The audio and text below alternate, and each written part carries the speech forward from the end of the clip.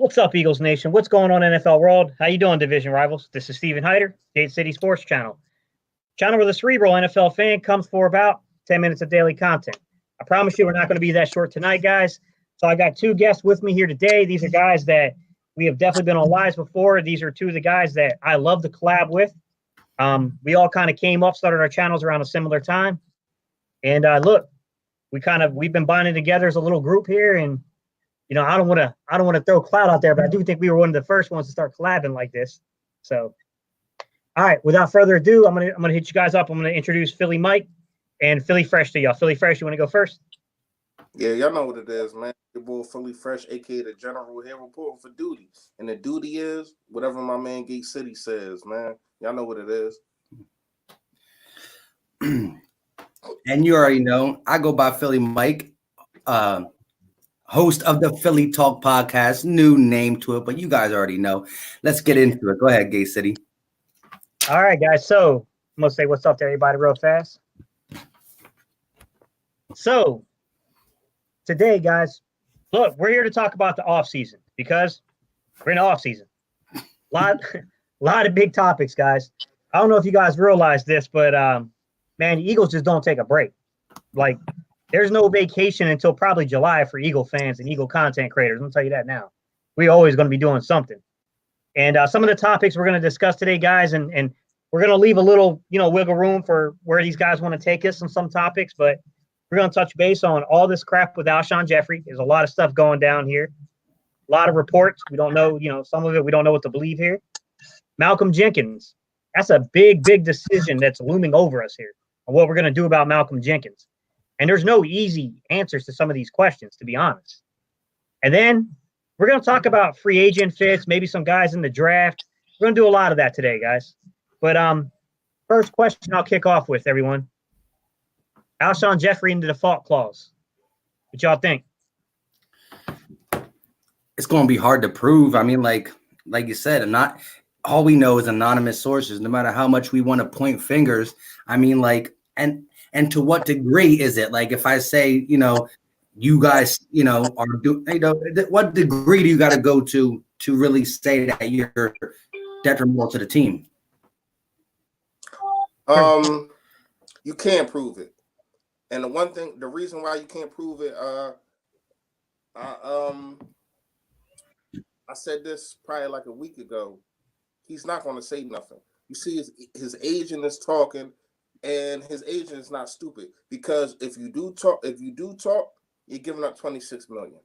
So nobody in a right mind, except for probably Antonio Brown, is going to come out their lips and say something that's going to basically get them out of $26 million. So you're not going to be able to prove it. Only thing that you can do is trade this dude, try to get him somewhere where he wants to be happy, because I don't know. I think he doesn't have a no trade clause, but even if he does, like, you got to find a way to get rid of this dude, man. I'm sorry. I love Alshon, but it's time to go.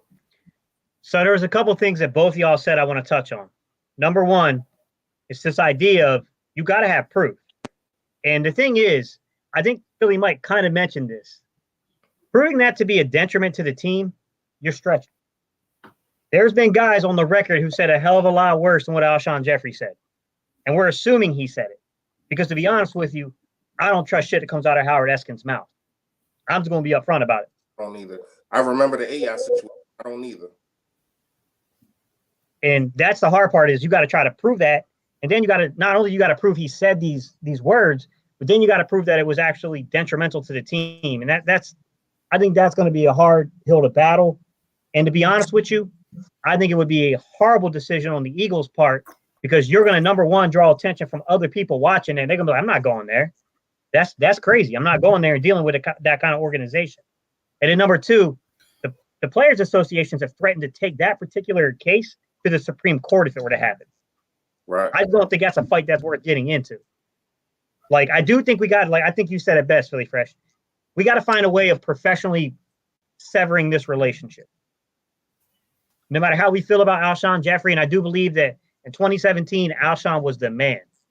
But he lost a step, man.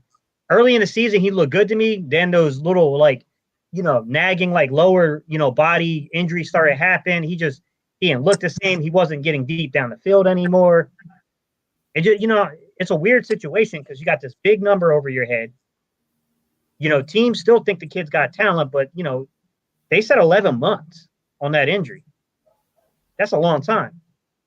Yeah. My question is, I heard one reporter say no way in hell Alshon renegotiates the contract. But my counterpoint to that would be, I wouldn't say that. And I'll say, and I'll let you guys kind of tune in here. The reason I kind of have doubts about that is if you really don't want to be in a place, are you going to let money hold you where you don't want to be?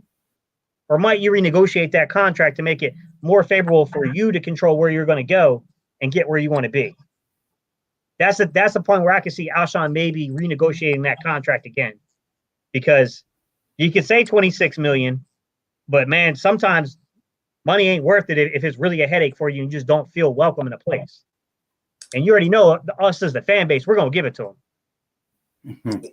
I mean, I understand where you're coming from, but this is what I can say: money can be a headache if it's $26 million. That's number one, right? Mm-hmm. And no matter how you look at it, he's in a win-win situation. I'm not gonna lie to y'all. The Eagles as an organization is not in no type of win situation with this. The only one that you get is just getting rid of it. But you're still probably gonna have to pay 10 or 16 million. And if you do trade him, sources has been saying, I spoke to a couple people. I know people that know people. Sources has been saying that he wants to go to the Jets. Mm-hmm. I don't know why. Carson Wentz, Darnold. But anyway, you want to go there? All right. So if you can find a way to trade him, and maybe we can get Robbie Anderson. I don't know. But if you find it, we're going to have to give something up, even though we're probably going to have to pay some of his salary, though. Nobody's going to take that $26 million, man. It looked good when Howie did it, because I'm pretty sure that he thought that we was going to be able to be a title contender. So when he did it, he thought as though, all right, I'm going to set back your money, but we're going to pay you next year. But I'm pretty sure he wasn't expecting that he was going to be hurt, and look like he running down Erie Ave with a refrigerator on his back. The man is slow. The man can't get no separation, but you want to complain about your quarterback. That doesn't make any sense to me. If you're not getting separation, Carson is not going to throw the ball to you. This is the reason why he only had 1 year, his rookie year, that he had double-digit interceptions. He's not throwing the ball to you to put it in harm's way. He might fumble the ball, but he's not putting it up to put it in harm's way as much as other quarterbacks does, a la Jameis Winston. Go ahead, Philly, Mike. I'm just gonna finish up at this sense. Like I said, the injury is going to hold him. Like you said, it might be in the middle of the season. I think at the end of the day, Alshon Jeffrey still can get the job done if he could ever get back to being fully healthy. That was his whole thing. And when people say, I mean, I don't know what really happened to Alshon, because if we forget that the 2017 season, the first 13 games that Carson Wentz was playing, Alshon Jeffrey was putting up numbers with Carson Wentz. Mm-hmm. He then put up numbers with Nick Foles. Yep. Then he got injured. Then I believe the injuries that have been lagging on him, the attitude change, the fact that he can't do himself what he wants to on the field, he's putting it on other situations, because we act like he's never played good with Carson. Them first 13 game sample size, he balled. I agree with that point. He's definitely had consistency before with Carson Wentz as the quarterback. I do agree with what Philly Fresh was saying, though. Carson is not going to take risks that other guys will. And I do think that there is an argument to be made there that without a person to threaten vertically, it takes away a lot of the risk you'll take with a guy like Alshon Jeffrey. So I do think that to some extent, your foot had to come off the gas pedal because of circumstances and situation last year with the receiving core. I do think that plays a role and a part in it. I can see you definitely want to jump on this one, Philly. Mike, go ahead. Well, I just wanted to say that's another thing. Alshon Jeffrey was never a separation receiver. He wasn't getting separation. What Jay Cutler did is he trusted him and threw it to him. You know what I mean? That's where Carson was playing more conservative in that role. But Alshon Jeffrey is never going to just beat his guy like how the amazing route runner would do. But he got a big body. He has a big throwing window. Just put it where it's uncomfortable for him to get it, and he'll go get it. That was his what he did his whole career. And, you know, with the injuries, the slowing down, the drop balls, Carson got conservative, but in a good way, like Philly Fresh says, he doesn't throw interceptions. But that's also Alshon will be also better. Like, you know, Jameis Winston is just going to throw it up there, and it backfires a lot. But that's what you got to kind of do with Alshon. And Nick Foles, don't get me wrong, there were some balls like that season that he went 27-2. Yeah, when he was throwing Riley Cooper and all that, he was throwing balls that I said, "What are you doing?" And then it got caught, like in triple. Riley Cooper catching the ball in triple team. It's not going to happen all the time, but you know, them quarterbacks have a really good 27-2, and then next year it's not that good because they take too many risks. Exactly, and I want to touch on one of the questions I see in the comment section, Edward, because he's on point to what we're talking about. Edward, he was up and down in productivity, and there was rumors of him being a little disgruntled even in Chicago. Hence the reason he really got, you know, he wasn't given much consideration to be signed back by the Bears. And there was a contract on the table with the Vikings for more money and longer years, but he wanted to have that marriage with a bigger armed quarterback and a more consistent quarterback, and took a shot with Carson Wentz. So that kind of ties into what we're talking about. He's definitely had these types of concerns in the past. I think it's why a lot of us are kind of tiptoeing around saying if he did or didn't say it, is that Howard Eskin is not a trustworthy source.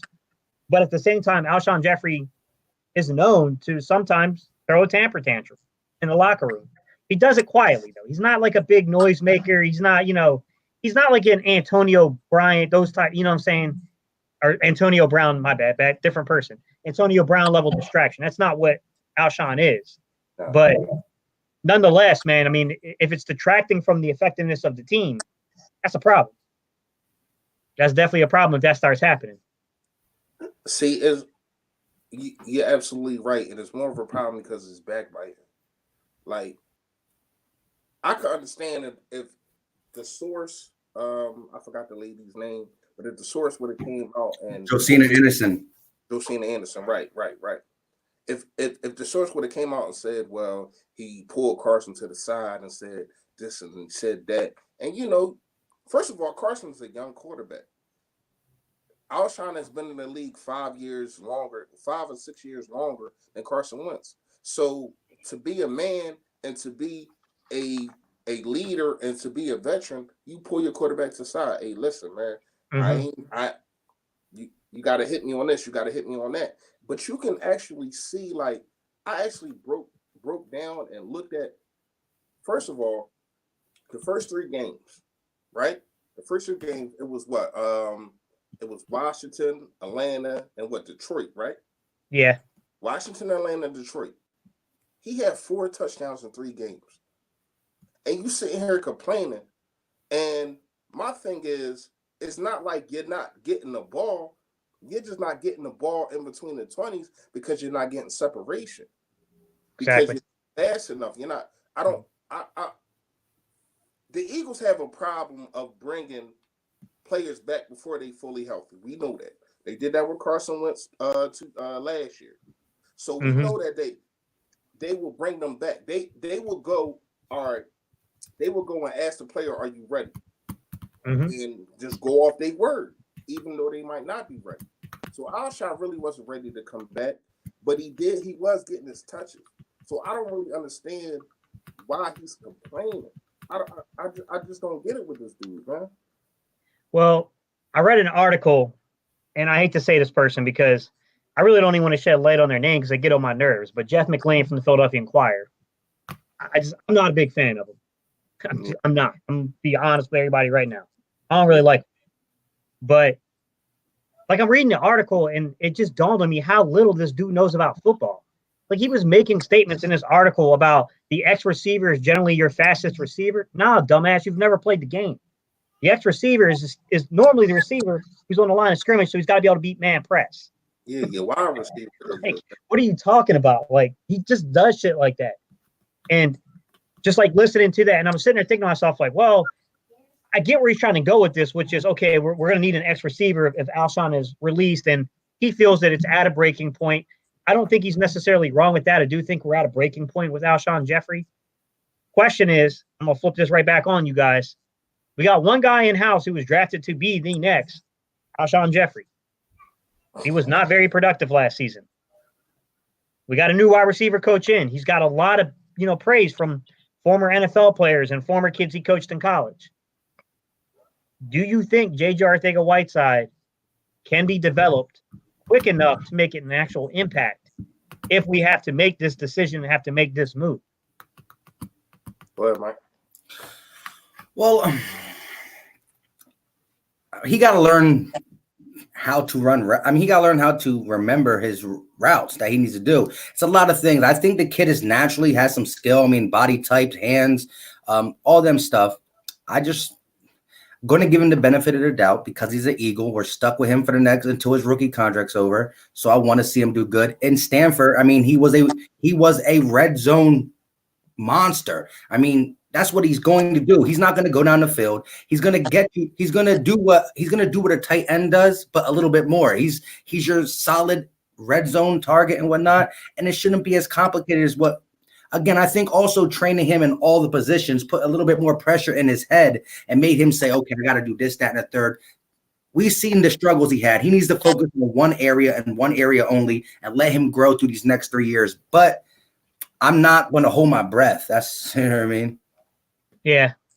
See, that's my fear is that, and I'll flip it back on you, Philly Fresh, but my fear is, a lot of people saying like, well, I mean, he's only been in the league 1 year. That's true, but we're not in exactly a situation where we can warrant giving somebody extended time to develop. Unfortunately, you kind of need production now, given the circumstances of the team and the fact that Carson Wentz is 27. A lot of people forget he was an older rookie coming in. Mm-hmm. He's already at 27. He's already at that prime age. It's now. The next 5 are now. And that's my fear. Now I'll go ahead and turn it over to you, Philly Fresh. You know what just hurts so bad? You know what stings so bad? It's the fact that we picked J.J. Arcega-Whiteside over Metcalf, man. That's what hurts so bad because going into the draft, I wanted him. This dude is a creative player. He's fast. He's strong. He can run routes, and that's what they said he couldn't do. So that's probably why they didn't draft him. But J.J. Arcega-Whiteside can't run routes. Yeah. So picked him up because he's a taller and bigger receiver. But the dude it seemed like he's running in quicksand. I don't understand. Yeah. Hopefully that he was being utilized wrong. We went over this before. And I do feel as though he was being utilized wrong. But talent is talent. When you got talent, it shows. And as much as he played, it didn't show. When we had Matt Hollins and him on the other side, we wasn't going nowhere fast. We was like we was on a treadmill, man. Like it was ridiculous. Like our offense was horrible. So hopefully this dude can just be a piece, but we had to bring other people in through free agency and the draft, man. And I hope we getting to that because J.J. Arcega-Whiteside is not a starter. Any system. I agree. So I'm catching out of the peripheral of my eyes, guys. I'm sorry. I'm trying to listen to what Philly Fresh and Philly Mike are saying, guys. So I'm trying to keep up with what you guys are saying in the comment section. But picking up a little bit what Edward Wright and Drew was saying, it sounds like Philly Fresh are kind of in a similar place to you are, which is we don't know, but we also don't know if he's being utilized correctly in the right role and the right fit for what he is in terms of being a talent. I'm hoping that's what a new wide receiver coach can do, especially a guy who's already played in the league, who's going to understand the necessity to simplify things for a young guy. Get him reps at the right position, get him, trained up and taught at that position. Then once you mastered one thing, maybe you can talk about teaching him the nuances of moving inside a little bit, playing a bigger slot role, that kind of thing. But I mean, that's the fear I have is like, you don't want to give up on the guy too soon. But at the same time, we need production now. Like, we really ain't got time to waste on guys. And true. I mean, I think what they do in the draft and what they do in free agency is going to speak volumes on what the front office thinks about JJ Arcega-Whiteside. How do you guys feel about that?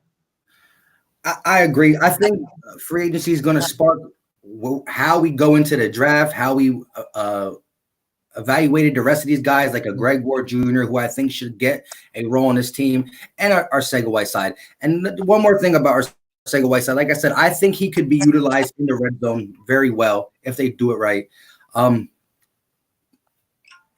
Nowadays, rookie receivers come in and they produce a little bit right from the gate. But you can't take anybody's rookie season and fully judge them on that, especially when you know Mike Groh was Carson Walsh was his wide receiver coach. So taking in that consideration and the fact that he's a rookie, the pressure was on him because all the injuries and all the Philadelphia media hype putting it like he got to step up ASAP might have been a little too much. Again, would we have loved to see him come out and do what DK Metcalf did, Terry McLaurin did? Even look at the dude from San Francisco, Deebo Samuels. All these guys were drafted either a little bit before or a little bit after, and these guys stood up. So, even Nicole Harmon, the speedster. I mean, every rookie who was drafted this year did something. They had a something. He doesn't have a something yet. So we'll see. I got a question for you two. What's up? Taylor Gabriel, just released by the Chicago Bears. A man's got serious speed. A man's also had serious concussions. Should the Eagles claim him?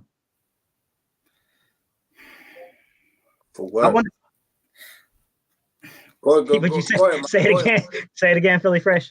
I'll respond after you. Go ahead, Mike. I want to hear what you got to say first. I mean, depending on what we're going to do in free agency, I mean, if you claim Taylor Gabriel, then you sign a Perriman or a Robbie Anderson, then it's like, what direction are we really going? Then you got too much speed guys, too many little guys. Like, I think if you're really not going to go after them too, Perriman or thing, then why not? But if you have that in your mindset, then I mean, like you were saying in your last video, we have a lot of money. We know who we got to target, but we can't get everybody. You know what I mean? At the end of the day, These are all targets. We got to narrow down. If there's 20 guys that kind of fit, you still got to pick your best poison, Now, say Robbie Anderson signs with somebody else, Perriman signs with somebody else. Now we're looking like, you know what? Let's throw him on the squad, depending, But I like to see what Philly Fresh says about Taylor Gabriel. He does got speed, but that's really all he got. And the concussions, like you said, he can't take punishment. What we got? 52 million. We got like 52 million. No, I think the last time I saw it, we were up to like 44. 44. It can go up to like 50, but yeah. 44. It can go up to 50 if depending what we do with Malcolm Jenkins, basically. Okay. That should be your last resort. It should be your last resort. This dude has not made a real impact on any team.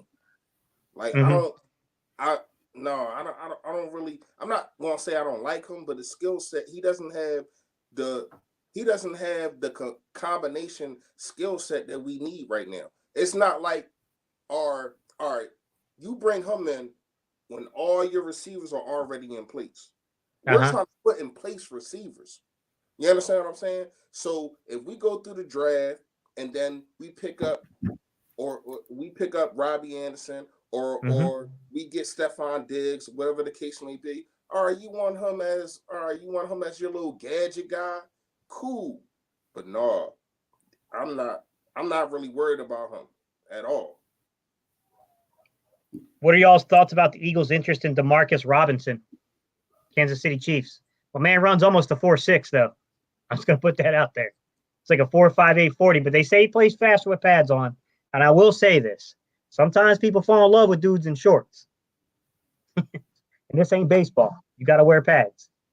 But a lot of it's got to do with your timing, your rhythm inside, how well you know the route, that kind of stuff. There's a difference between your athleticism and actual game speed. But what are your thoughts there about Demarcus Robinson? Let me ask you this, though, real quick, Gay City Sports. If you're talking about Demarcus Robinson, you're talking about him as like a third wide receiver or like your 1 or 2? Your X. He's an X. He can probably play a little inside, I think, but He's primarily an X, 6'1", 200-pounder.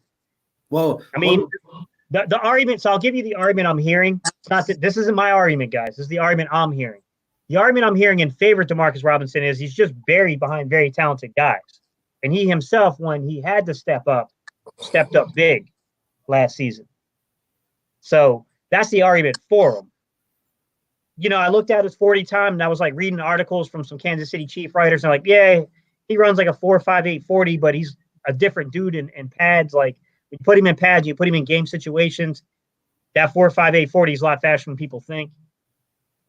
I mean, it's hard to say, man. But when I heard, now mind you, what reporters are reporting and what the front office and the coaching staff is, plans are for an individual could be greatly different. But the reports are that they would want him more as an X, possibly to play a little bit inside if they needed him to.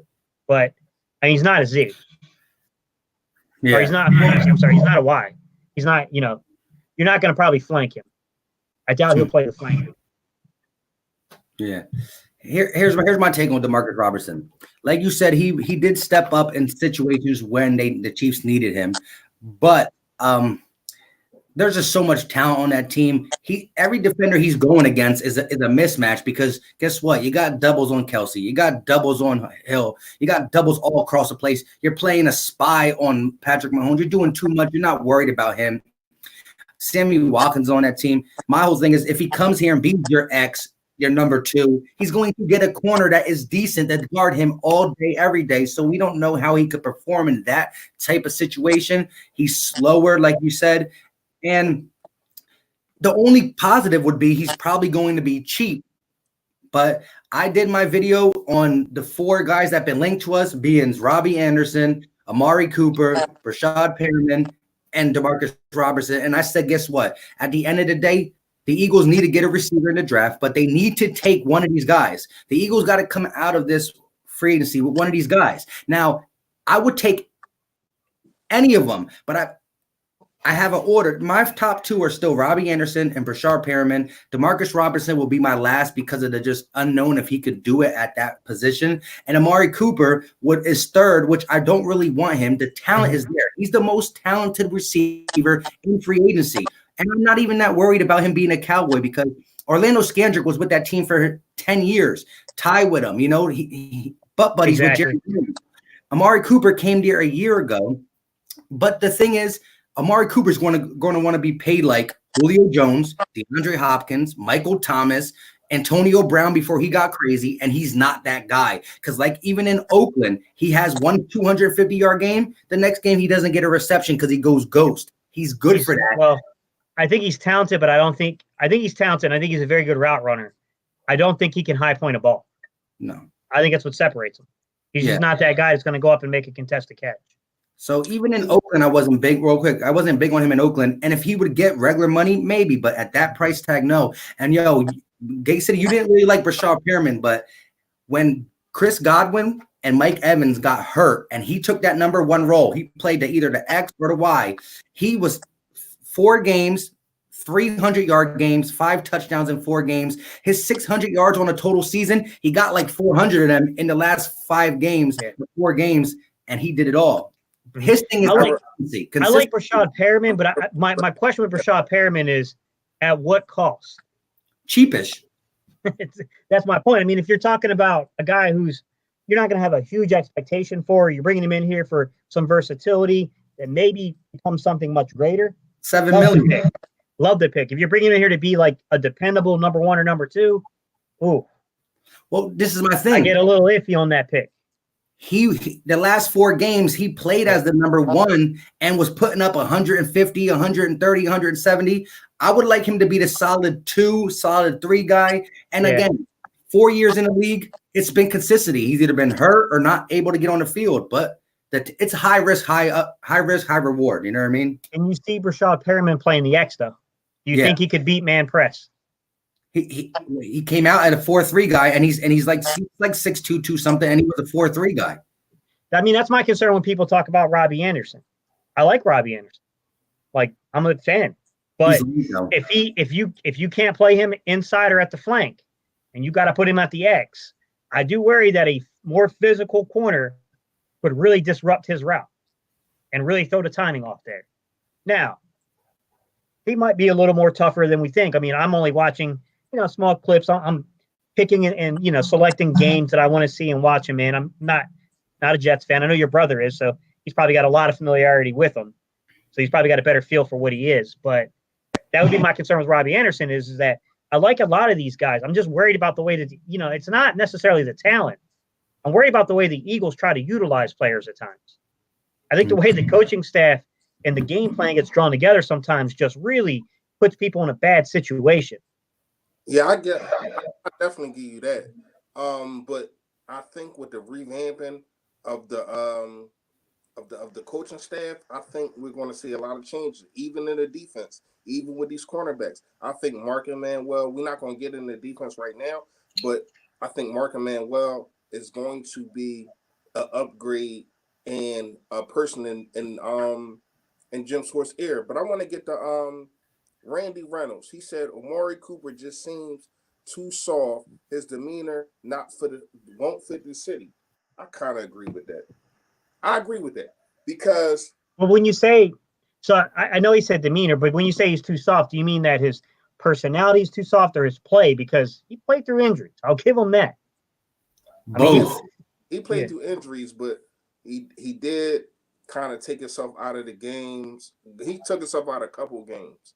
And, people from Philly, they ain't trying to hear that. If you can get on that field, if you're on that field, you better play. That's just the demeanor of this. And what that gets in your head after a while, even if you are nicked up, but you try to go out there and you can't do it, what that gets in your head. I like Amari Cooper. I think other than Michael Thomas, he is the best route runner receiver in the game. Other than he's very good. He's very good in his routes. His routes is very well. I'm gonna tell you this. But he drops balls. Yeah, he does. There's probably like 7 receivers I can name that I would take over him, and he's going to want more money than them. That's the problem. But is the 7 receivers that's available that you would take over him? No, that's the question. But the thing is, if my whole thing is, if he got paid like the 10th best receiver, cool. That's still good, a decent money. But he wants to get paid like Julio, Thomas. He's gonna want that. He's gonna want 17 to 20 million. He's gonna want that. That's crazy for Amari Cooper. Listen, I think was it Philly Fan D said that. Hang on, let me see. Philly Fan D. Do you guys see a scenario where we could go get Evans in a trade? Evans? Yeah, Tampa Bay. They're not giving up to that dude. That's what I was going to say. I'm going to tell you like this. He is the most underrated receiver in the game. This dude is a monster, man. Like, his route tree, he's shifty. He's not too fast, but he's fast enough. I think he's the most underrated receiver in the game, man. And they're not giving up that dude, man. They already just gave up Deshaun Jackson. Why would they give up their next best receiver? Yeah. Yo, Gate City, what check out the Rashad Perriman versus the Atlanta Falcons at the end of the season. This man was just eating in that game, though. I know it's one game, but like I said, he played pretty good the last 4 games of the season. It's not the talent that bothers me, Mike. It's not his talent level. He's talented. He's fast. Certainly better than what we got pretty much on the roster. Like, that's not my concern with him at all. My concern with them is we get in these weird situations where we try to utilize players. And I can see them looking at a guy like Perriman and being like, oh, natural X, when I don't think he's an X. I really don't. I think he's a tall Deshaun Jackson. I really do. I think he's a really tall Deshaun Jackson. And that's my fear, is that not him, the coaching staff won't utilize the kid correctly. That's my biggest same fear I have with Robbie Anderson. So let me ask you this, Gay City. What are you looking for? You're looking for a possession receiver on the other side of Deshaun Jackson, or you're looking for another speed guy? I think you need both. Perriman. Just get it. I mean, I honestly think you need both. So, Omegatron or something. You try to. Yeah. I do. I think you need both, because if you don't get both, you know what? You're going to struggle on third downs if people take away those tight ends, and you ain't got a receiver that can win one-on-one on a contested catch. So you do need that possession receiver. You know what I mean? Say that again, Philly Fresh. I couldn't hear it, man. So who is your number one guy in free agency? For wide receivers? Yeah. Oh, Robbie Anderson's my number one. You know what he wants though? He wants that 12 million mark. He wants that 12-ish. That's what he's asking for. That's why I think the Jets are going to let him leave. I don't think he's going to get it. I think he's going to get 7 to 9. No, I got to get in 10. I was going to say 10. I don't think he's going to get as much interest as he thinks. Not at that range above 10. I don't see it. But you got to understand the production that he has made with the quarterbacks that he played with. His quarterback's been horrible. His 4 years with the Jets his quarterbacks has been horrible. So you imagine. Yeah, but you know how it is, man. When it comes to negotiating money, they're gonna dig up crap from your past, and Robbie Anderson got that past, and then they're gonna dig up.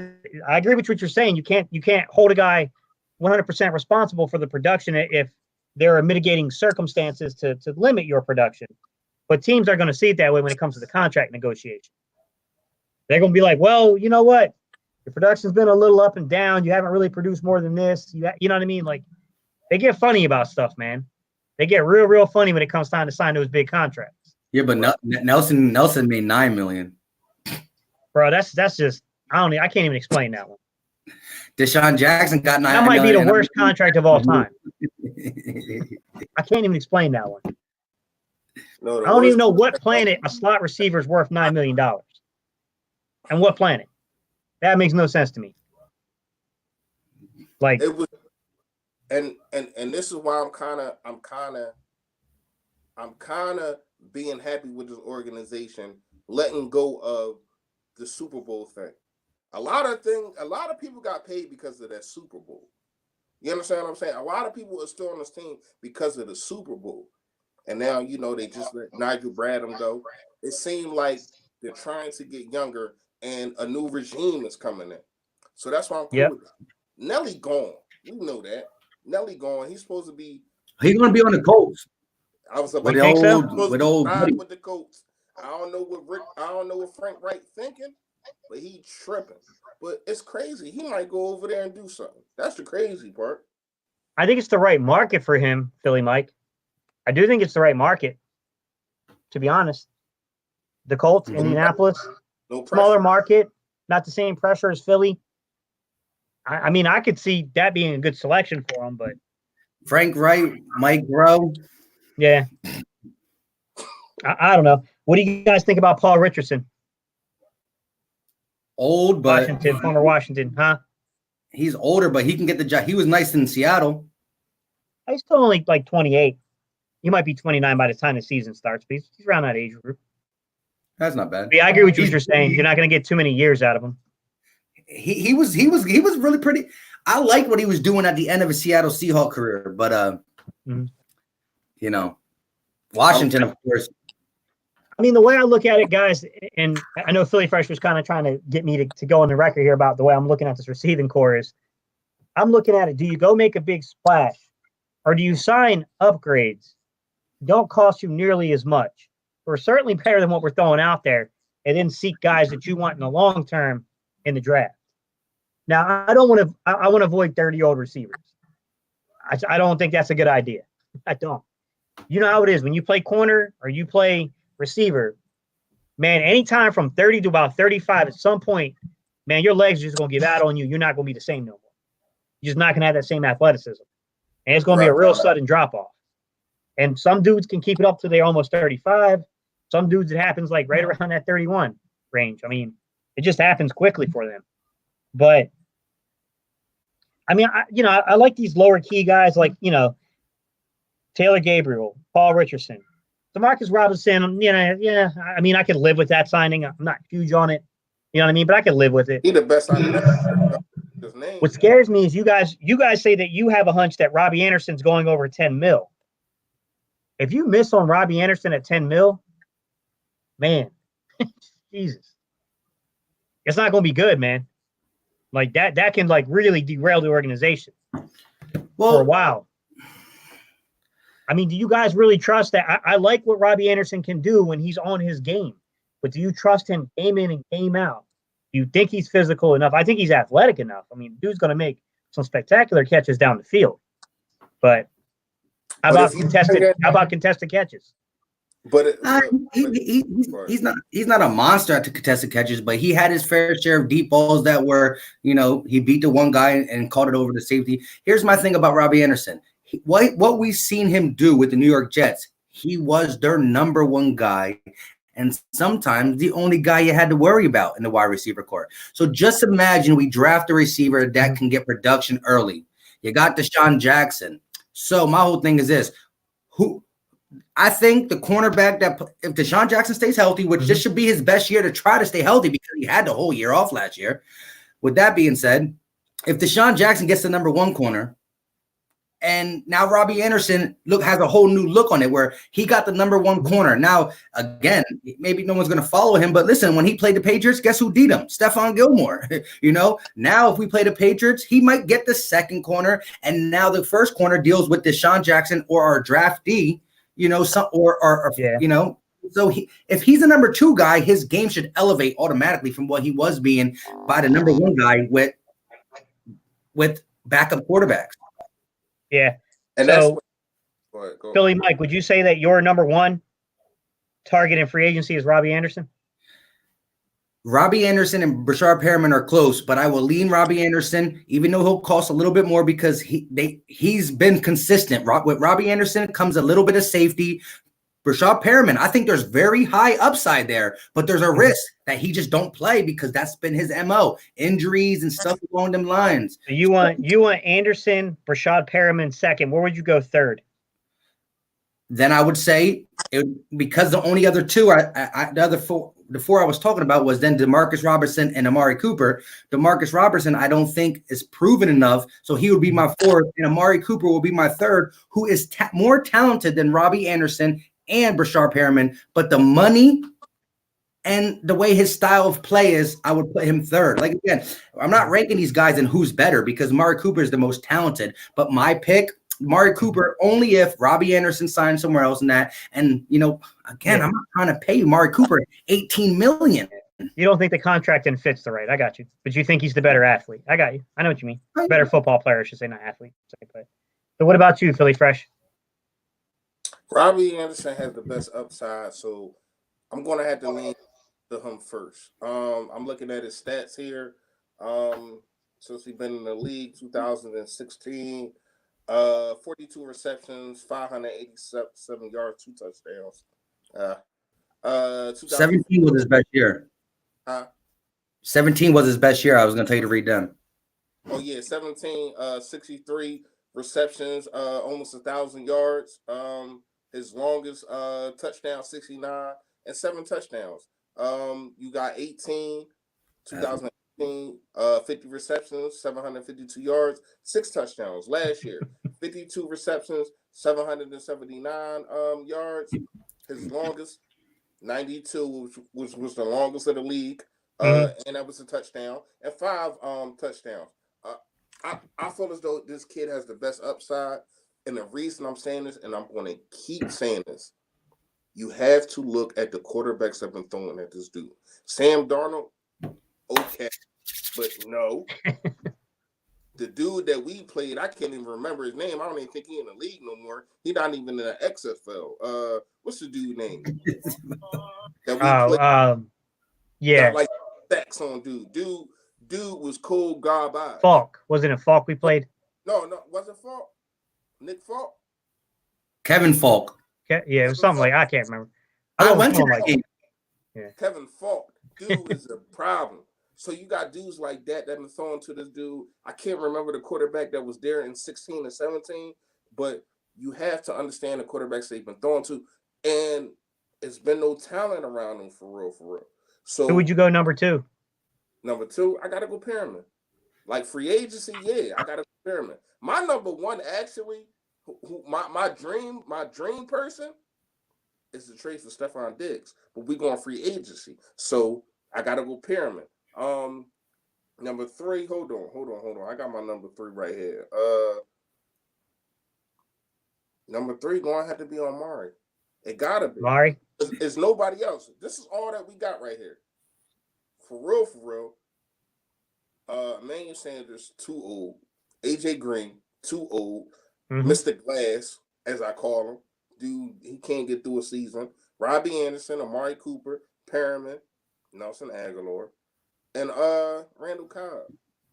So it's really nothing to discuss. They gotta be if you know football, these gotta be your top 3 right here. And real quick, before Gate City says his thing, the 4 guys that I talked about, they're all 25, 26, 26, 26. So I was trying to keep it as whoever we sign. I don't want him for a 1 year. I want him for the 3 to 4 years of grow with Carson. So Perriman, Anderson, Robinson, and Anderson, they're all 25 and 26, and that's my order.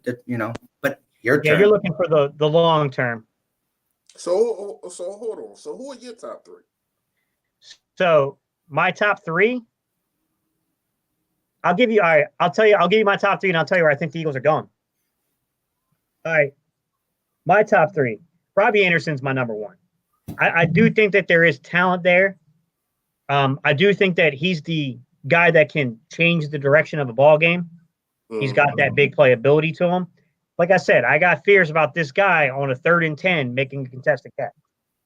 I do wonder, I'm not going to say that he's had a chance or an opportunity to really prove himself like that yet, but I do wonder about that part. But I do think he's the most talented guy. My number 2 would probably be, honestly, it'd probably be Brashad Perriman. I'd probably go Brashad Perriman, number 2. Height, speed, the fact that his contract won't probably break the bank. I think that I could see that. My number 3, I'm probably going to follow suit with Philly Mike. I'd probably go Demarcus Robinson, but I'm going to give you a sneaker. Instead of saying everything that Philly Mike said, I'll give you a sneaker at number 3 instead of going Demarcus Robinson. Malik Turner, Seattle. Taller, speed guy, good gadget kind of play guy. Young, 5. He's not a guy you're bringing in necessarily to be like your number 1 or anything like that, but he's a dude that you can sign in free agency who will add speed to your roster and will give you an element of a deep threat. Or really, for me, I'm trying to create an insurance policy if I miss on speed in the draft, or if I miss, something happens to Djax again.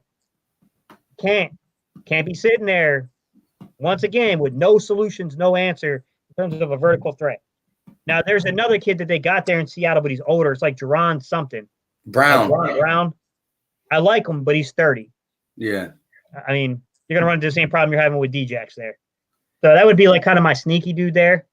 Now, who I think the Eagles are going to sign in terms of their targets, Perriman. I'm real with you. I think it's Demarcus Robinson. What? I think it's Demarcus Robinson. I do. I do. I just have a sneaky suspicion that's who they're going for, because he's got familiarity with some tweaks and some differences, but there's familiarity with the scheme. I think they like him. They were pretty high on him in the draft that year. I mean, he's one of those guys at the back of my mind. He keeps telling me it's not the dude you want. It's just in the back of my mind. I just keep hearing it. They're gonna go to Marcus Robinson. He's the young. He's 25. He's 25. And he's gonna be the cheaper option out of all of them dudes, because Gate City. Let me look at his stats. What's good? So Philly fan D said it a while ago. He said, what do you guys think for who would be the corner we pick in free agency? In free agency? Ooh. I think they're going to spend money. I think they're absolutely going to spend money. I don't believe the links in the reports to Byron Jones. I think that's Byron Jones's agent trying to scare the Cowboys into signing him. I think you could see them target a James Bradbury. I think you can see them actually pay money at corner. I don't know who it's going to be, but they're going to go after one of the bigger names. Bradbury. I think they're going to spend money. I think it's going to be a big, a big difference from the way this organization has operated in the recent past. I do think they're going to break the bank there. I mean, if you ask me, do I think it's the smartest option? No. If I was the GM, am I breaking the bank at corner? Hell no. Not going to do it. Just because you suck at drafting corners doesn't mean that I would go out there and try to find another Nnamdi Asomugha type situation again. You know who I would say. You know who my number one is, Philly Mike. That's why I put you first. It's Johnson. It's Kevin Johnson out of Buffalo. He's not that young, but he's not that old. He hasn't played that much, but when he's played, he's been really good. And look, when the scouts in Buffalo are telling you this dude was the second best corner on that team in terms of coverage, like that's a really good defense. That's a really good coverage team. Like he's good. There's talent there. That's what I would go after. I'm just scared they're going to do stupid, like go after that dude from the Texans. What's his name? He got paid this past offseason too, like $10 million. Texans? Yeah. He signed. I think he signed with the Texans this past year. Hang on, let me look it up, guys. I'll look it up for y'all. So my number one dude would be James Roby. Oh, Roby. He was from the. He was going to do something stupid like that. You like James Bradbury? You like James Bradbury, don't you, Mike? I like him. And you know how much better, how much easier his life will be if he don't see Michael Thomas twice, Mike Evans twice, and Michael Thomas, Mike Evans, and Julio Jones. That's twice. He sees the top. If you got to go top 7 receivers, they're all in it, and he sees them twice, and he doesn't. I mean, his stat line is pretty good. And of course, he's going to get beat because Michael Thomas. Them guys are dogs. But yeah. But you know what's crazy? Real fast, right? Real fast. We talking about these receivers and talking about getting the best receivers, right? The best receivers don't win championships. That's just facts, man. When is the last time a top receiver has won a championship? I mean, they gave that stat not long ago. I want to say it was like Tyreek Hill, but yeah, it's like he's kind of a different kind of like when people talk about top 5 receivers, you put him in there, but it's like you know what I mean? The reason would you call him a top 5 receiver? Because of the speed. Tyreek Hill. No, not top 5. Would you call him top 5? No, he's not top 5. I know you're not saying he is. You're saying others have, but yeah. But the reason that is debatable is because of his speed. You know what I mean? So you got Michael Thomas, you got Julio Jones, Michael Evans. The list goes on and on. Devontae Adams. None of these dudes got rings, even though Julio Jones went to a Super Bowl. But we have to make sure that we have collective. So we have collective receivers to help Carson Wentz out because we're not trying to win a championship. We're not trying to sell tickets. You know what I mean? So yeah, a lot of this free agency is going to be trying to bring in big stars to sell tickets. That's not what we on. Yeah. We're going to try to win championships. You know what I mean? Mm-hmm. So what scares me about the cornerback position is this. I think we're all in agreement that I'm not going to be mad if they sign Bradbury because, like, when I turned on the film and I looked at the kid's advanced analytics, the kid was good. The only stat that made me go, damn, like I wish that wasn't there, was the catch rate he allowed. But like Philly Mike was pointing out, the dude plays some straight dogs in the NFC South. I mean, he had to fight the best in the league on a weekly basis out there. So I do think that he's going to be slept on a little bit, and I think he's better than people think. Because there are a few people in the fan base that really don't like him. They don't. But I think he's good. Now, I'll tell you this. When I turned the film on, I broke down film. The dude that popped, I mean, he just stood out to me. It was Byron Jones. I'm just not paying that dude $17 million. I'm not doing it. If I was the GM, no way in hell I'm paying that kid $17 million. It's not. I'm sorry. I don't think corner's worth that much money. I don't. I'm cool. Like, I mean, I'm okay with paying like 10 to 12. You know what I mean? Like getting a really good corner and paying good value for the dude. But man, you start talking 17 or more. Yeah, I mean, I can't see it, man. Yo, aren't the Jets like? Doesn't Tremaine Johnson's contract escalate to like 17 or 18 million with the Jets? He gets paid. Bro, I couldn't imagine that, man. My brother was pissed with that contract. Man, I couldn't imagine paying the corner, especially like Tremaine Johnson a couple years ago. I will admit was a very good football player, but he went there and got hurt. Bro, I mean, dropped right off. He getting paid more than Adams. I think Adams getting what, like 13 million, right? When you break down the averages, I put it out there the other day. So when you break down the averages, it's who was number one? He's number two in terms of the average, pay. But when you average it, like you're obviously like your contract at some point escalates. It goes up in that major. Like I think he's due like 17 million or some crap like that this upcoming season. Like it's something ridiculous, man. Something I would never pay personally. I wouldn't pay it. Guys in the comment section, if y'all are in here, let us know in terms of wide receiver, who's your one, who's your two, who's your three, and then tell us the same in terms of your cornerbacks. Who's your one, your two, your three? Mine, Bradbury, then I would go Johnson out in Buffalo. If I had to go three, man, ooh. If I had to go three. Probably Darquez Dennard out in Cincinnati. I like the flexibility, being able to play inside and out. If Jason Verrett was healthy coming out of San Fran, I would take a chance on him, even though he's older. What about Logan Ryan as your Huh? What about Logan Ryan as your third? I don't dislike him, man, but I'm not in love with him. He could be that Patrick Robinson dude, because listen, the year we won the Super Bowl, Patrick Robinson came to the Eagles, and Patrick Robinson in his career, he's been trash. But for some reason, he came to us, played the slot position, and was successful and helped us out. My first initial thing on Logan was, because last year he was rated the number one slot corner. But I'm like, we got guys for the slot, LeBlanc and Maddox. So it's like we need to worry about the outside, and I don't know how he'll do on the outside because he's a little slow. Randy Reynolds said Bradbury, Jones, and Johnson. I like that list, man. Frederick Elliott said Robbie Anderson, Perriman, and Robinson. I think a lot of us are 1, 2, and 3 just like that. Philly for Life said Robbie Anderson, Brashard Perriman, and Amari Cooper. So Philly for Life went with that's mine. Mike be on it. Oh, hey, listen.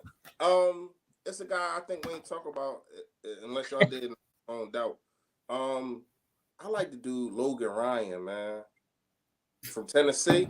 Yeah, I really like that dude, man. I think he's a free agent, right? I think he's a free agent. I think he is too. Let me take a look. I know he's been linked to the Eagles, whether it's by trade or free agency. He's really been linked to it. There's 29. Cape City, I just said him. That's what I was saying was the best. Logan Ryan.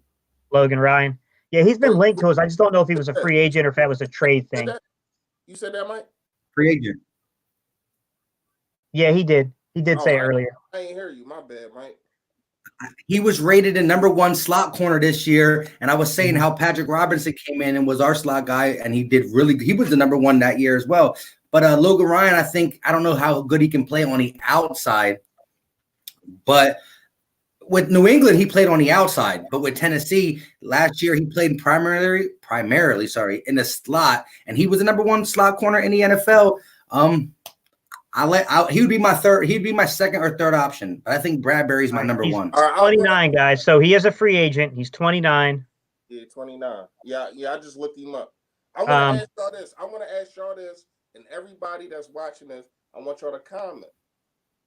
Sidney Jones and a second-round pick for Darius Slay. Are y'all doing it, yes or no?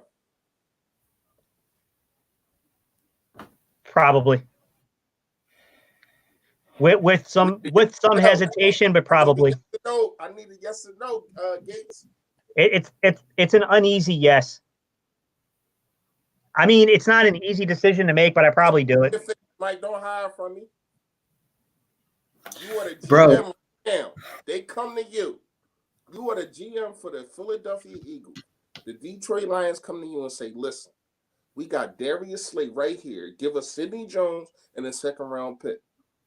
Your last second round pick, because I think we got two. Third. No, second round pick. But the report was for third. How many we got? It's 2 or 3, right? We got 2 second rounds, right? No, we got 2 threes. 2 threes. So we got 2 threes. So we 2 only threes. got 1 second round? 1 second rounder, 2 threes, and 3 fours. Philly. Yeah, 3 fours. Philly fresh. Remember, I just put a video out a couple days ago when because ESPN proposed this trade for Sidney Jones and a 3rd round pick for Darius Slay. You commented on my video, Philly Fresh, and said yes right away. Gate City did not comment on that video right away. I hit him up on Facebook because this is exactly how I was trying to duck it, bro. You got to come looking for me and shit. Yeah. So Philly Fresh, listen. So on the video, I said, I just read this news. I got to make a couple runs. I wanted to talk to you guys about it. So let me know what you guys think in the comment section. Right now, I'm undecided. Then I put up Darius Slay's stats and whatnot. I talked a little bit about Darius Slay, a little bit about Sidney Jones. And with that being said, I got 200 comments on that video, right? I would say 140 of them people said that they will not do it, and 60 of them said they would. I think, somebody just asked, I can't find it. Somebody just asked how old is he? He's 29. And that's understandable. Guys, I'm gonna share some stuff on Logan Ryan in a second. I was just trying to give, because I think what Philly Mike's saying is very important, which is the fan base ain't on board with this trade. In the whole, they're not on board with it. They're really not. And Darius Slay. I think Darius Slay is very athletic, and at one point he was a straight monster out there. Big play. 29 though. He's 29 though. How many years? How many years you gonna get out of him? That's my fear, man. If you get 3 to 5 years out of him, yeah, make the trade. You get 1 year and then it goes down, we're gonna look bad. Okay, so I'm looking at these comments. A lot of people saying no. So my second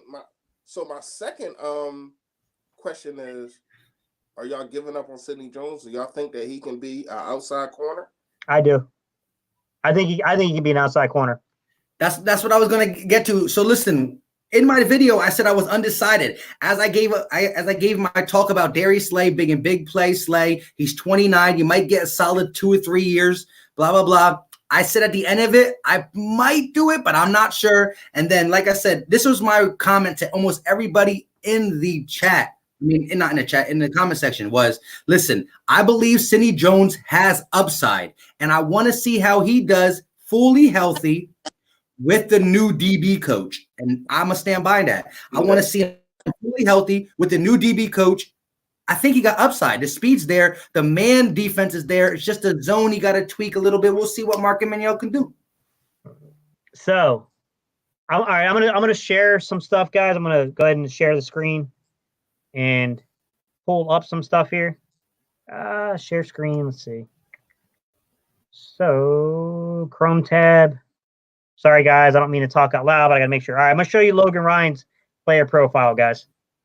So Logan Ryan, can everybody see the screen? Mm-hmm. All right, 40 time, 4.56. All right, 5'11", 191-ish. Got 31 3/8 inch arms. He's got a little, he's got the size, I guess you could say. 3rd round pick, 21st pick in the 3rd round, 29 years old. Snap fair, 82%. Played 58% in the slot, so he's got inside-outside versatility. Was targeted 120 times. Had a target rate of 25.8%. It's a little high, but it's not ridiculous. Defended 465 routes, or about 31 a game. All right, let's go down to his target separation, 1.24. People were separating from him. Gave up 76 receptions, 938 yards. Did register 8 pass breakups and 2 interceptions, but gave up 5 touchdowns. Had a burn rate of 2.5%, which isn't that bad. So players didn't routinely gain more than 5 yards of separation from him. Gave up a 63% catch rate, and he allowed a passer rating of 106.9. That's why I say that I'm a little hesitant here, guys. I'm tiptoeing into the Logan Ryan thing. I don't think that means he can't play, but you guys get what I'm saying? Like, it does make me a little nervous. So what do you guys think about that now that you're seeing it? I like him. I still like him, man. I feel as though, especially with the like you said, with the Market Manuel, man, I really feel as though this dude can make a change at cornerback. I feel as though that he can bring out the best in these players, man. I feel as though our last DB coach or cornerback coach, whatever the case may be, I don't think he was that good. And I feel as though Jim Schwartz puts too much on his plate. You understand what I'm saying? And now that you have an ex-defense coordinator, not just an ex-cornerback coach, but an ex-defensive coordinator, that is going to take a lot of pressure. And player. Exactly, and player. So that's going to take a lot of pressure off of Jim Schwartz. And we might see dudes like Rasul Douglas, Sidney Jones, Maddox, and dudes like that. You might see them flourish, man, because a lot of the time when it comes to cornerback is the one position that is not always about talent. It's about technique. It's about getting your head around. You know how many balls that I seen get thrown and dudes just keep running, and they could have, if you would have turned your head, you would have intercepted it. That's about coaching and technique. So I agree. I feel as though Market Manuel will be the X factor in the situation, no matter who we bring up. It made no sense to me that Ronald Darby could have such good coverage at times and just completely fail to get his head around and locate the football and make a play on it. And then he seemed to have no idea what to do if you're in a situation where the guy has size on you, he can outpoint you for the ball. Like, man, we were taught this stuff back in like Pop Warner, man, about getting your hand up and popping the ball out. Like, it's crazy to me. And these same knocks were on this kid since college. He had the same knocks in the scouting report that, hey, he's got really solid coverage, doesn't turn and locate the ball well. Like, man, you've been in the league for a long time. And a few of those years were here in Philadelphia, and we could not develop it. Like, that was a big disappointment to me. It really was. I felt like he was the guy that he had potential, and we didn't reach it with him. We just never reached it with Ronald Darby. A lot of it had to do with injuries, too. But still, I mean, it was a frustrating situation. Guys, I think I've lost the feed for the comments. Mike, do you got the feed up for comments? Can you see? Yeah. Yeah, I see him. Yeah, because I can't see them, guys. So you guys got to monitor them until I don't know what happened. Randy Reynolds, great point. It's coaching. I agree. Edward Wright, I challenge Philly Fresh and Philly Mike to come up with their idea Eagles team. I don't understand what that means.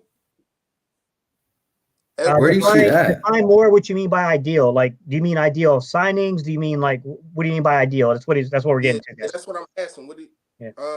Edward Wright, what do you mean? You know, comment again. Let me know what you mean. And I ain't got no problem. I'm pretty sure Philly Mike ain't got no problem breaking it down.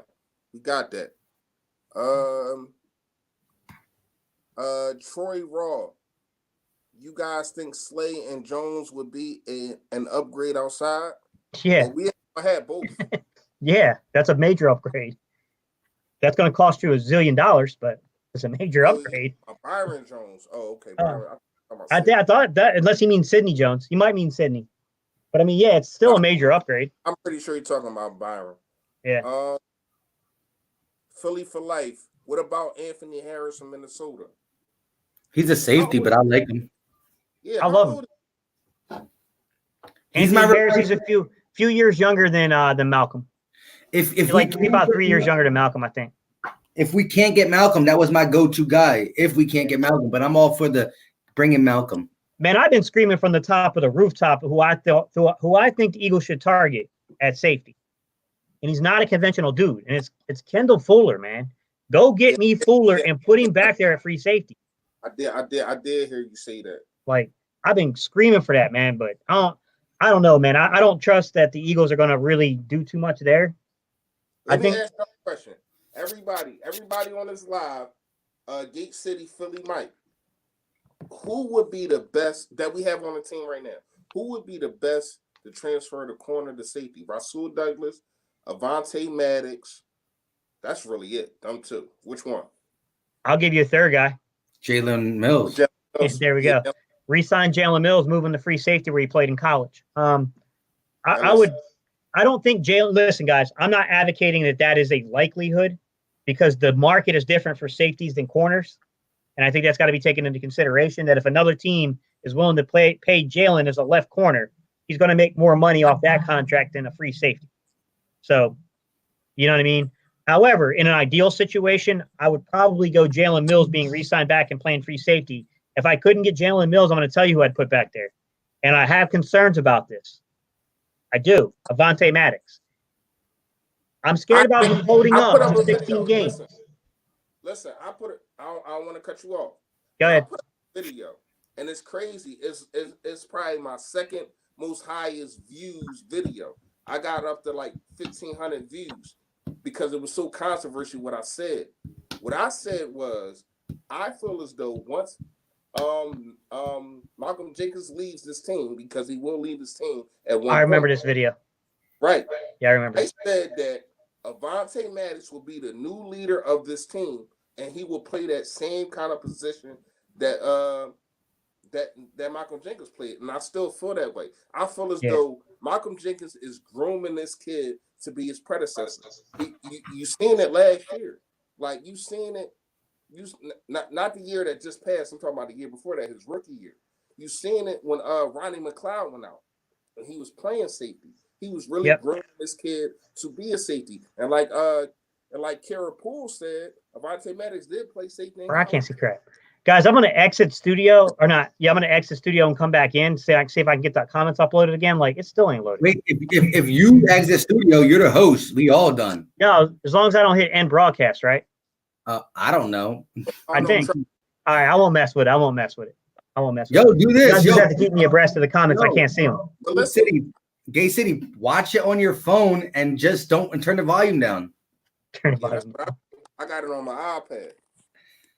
Yo, real quick, I want to say this real quick about the whole safety stuff. Let me just say this, okay? One, I think Jalen Mills, who used to play safety in college, would be a good idea. Avonte Maddox had played safety on this team already when we had injury problems. And Rasul Douglas, although he's never played safety in college and for the Eagles, makes sense because his build. He's a slower corner who can press. I mean, he can tackle, he can do a lot of stuff, and he probably can, ball hawk if he needed to. He's just not good on man-to-man coverage when he has to go down the field. He can play press, he can play a little bit of zone, he can do what he needs to do in that area. He just can't run with the guys like Diggs and Hill down the field. So all three of them have a great, good traits to be a safety. I think Avonte Maddox will be the best corner because I think he can mold into a good corner. So I would want to leave him at corner. But Mills and Douglas is definitely. Yeah. This is what I'll say about Avonte Maddox. Holding up to 16 games, playing safety at his size, of course it's a concern. But this kid is athletic, man. I mean, 4.3 speed. He can get sideline to sideline like no other. I mean, the kid can jump like out of the ceiling, man. That kid has got an impressive vertical for like a 5'9" dude. I mean, the kid can really elevate, man. I just think that he would be lethal roving that field as a center fielder. I think he could, man, if he has any kind of hands, he could really start turning around the defense like that. The kid got instinct. I want to, since you can't do a Geek City, I want to read some of the comments. I mean, somebody said, Troy Ross said, Rasul would be the better choice. Lone Ranger 1, I think Rasul might be the guy. Edward Wright, basically, what would your Eagles team look like in the beginning of the season? So that's what he was asking me and Philly Mike. You guys want to go ahead and kick that one off? I mean, the whole team? You want us to break down the whole team? Or just like probably the additions. I think he means like who would you add? How would the roster look, kind of? If it was me, I mean, if it's any type of way that I can get rid of Alshon Jeffrey and try to get Diggs, I would. But if not, I'm going with Robbie Anderson. Of course, Deshaun Jackson. Where the hell Philly might go? He did a Houdini. He left studio for a second. He'll be back. I don't know what he did. Greg Ward, obviously for depth. JJ Arcega-Whiteside. I'm not Mhm. giving up on that dude. My defense. I ain't gonna lie, man. I want Avonte Maddox at safety. If we can't sign, Michael Jenkins, I want Avonte Maddox at safety. I think Rodney McLeod is out. One of them two is not going to be here next year, so we need to get prepared for that. Either Jenkins or Rodney McLeod is not going to be here, and I'd rather it be Rodney McLeod, even though I like him, but I don't like him over Malcolm Jenkins. So, and I feel as though he is the better to replace for, if you get what I'm saying, other than Michael Jenkins. Michael Jenkins does so much on special teams, on all type of things. So Rodney McLeod probably had to be out if I had to pick one of them two. My defensive line, we ain't get into that yet. So I'm gonna wait until we get in the defensive line to get into that. But my cornerbacks, I already said it, man. I like Darius Slay. I really do.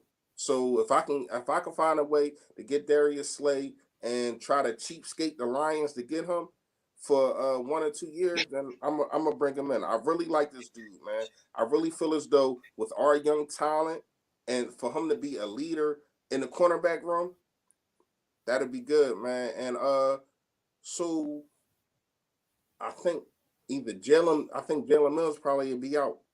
And I like Jalen Mills, but I think he'd probably be out. I don't like him over Darius Slay, though. So that's my skills player. What about you, Philly Mike? Oh, what the ideal team is? Yeah. Well, Ruggs will be on my squad. I would have Ruggs. And now because getting Ruggs, my bad. Go ahead. No, because I ain't getting the draft. That's my fault. I ain't getting the draft. I kind of about. So ideal to what situation then? No. Go ahead. Do you? I forgot about the draft. Do you? How can you forget about No. Go ahead. Nah, I would have Ruggs on my squad, right? Boom. Ruggs with Anderson. And then in my second round, I would try to take, Ruggs and Anderson. That's the biggest things. I would love to have James Bradbury where we can sign him and not have to, give up any trades and all that. And then, I'm a big believer that the third and fourth round, you need to grab your linebacker. I love the boy Troy Dye. I think he's going to fall to the third round. I think he's going to be late third roundish, early fourth roundish. Troy Dye out of Oregon. I want that dude. You're wrong. There's better linebackers. Patrick Queen, Isaiah Simmons, the guy from Appalachian State. They're all better, but you're talking second and if you had first and second round, So I like Troy Dye. Yeah. And agencies, I just really want to come out with a receiver and a cornerback. Actually, Corey Littleton, like I said, I think you can't come out of free agency with everything, but I think wide receiver, cornerback, and linebacker, I think we got to get 2 out of them 3 in free agencies with the draft. I'll go defense. Pretty much. Yeah. I would go defense. I would go defense heavily in the draft, guys. I probably would shock people. In what? This is what I would do in terms of additions. All right. Ebenezer, I think is his name. Ebenezer, you know what I'm talking about. The defensive end. I'm trading down and getting more picks. And I'm going to try to target Ebenezer. I will put him in my defensive end. That would be one of the big changes I made. From where? He's was he? No. Ebenezer's I think he's like Iowa, isn't he? Oh, you talking about the dude from NC State? No. Oh, it's a defensive end from NC State. Oh my, go ahead. Do you? You're talking about James Smith-Williams, I think. Oh my, yeah, that dude. Yeah, he's an athletic freak, but he was injured this year. Epinenza, I think he's out of Iowa. I would put him in there as defensive end. Dude's got elite hand placement. Like, he's going to be good at the next level. I would add him to that defensive line rotation. I would definitely I would give the opportunity at least for TJ Edwards at the mic. I would probably go out and get me a Will.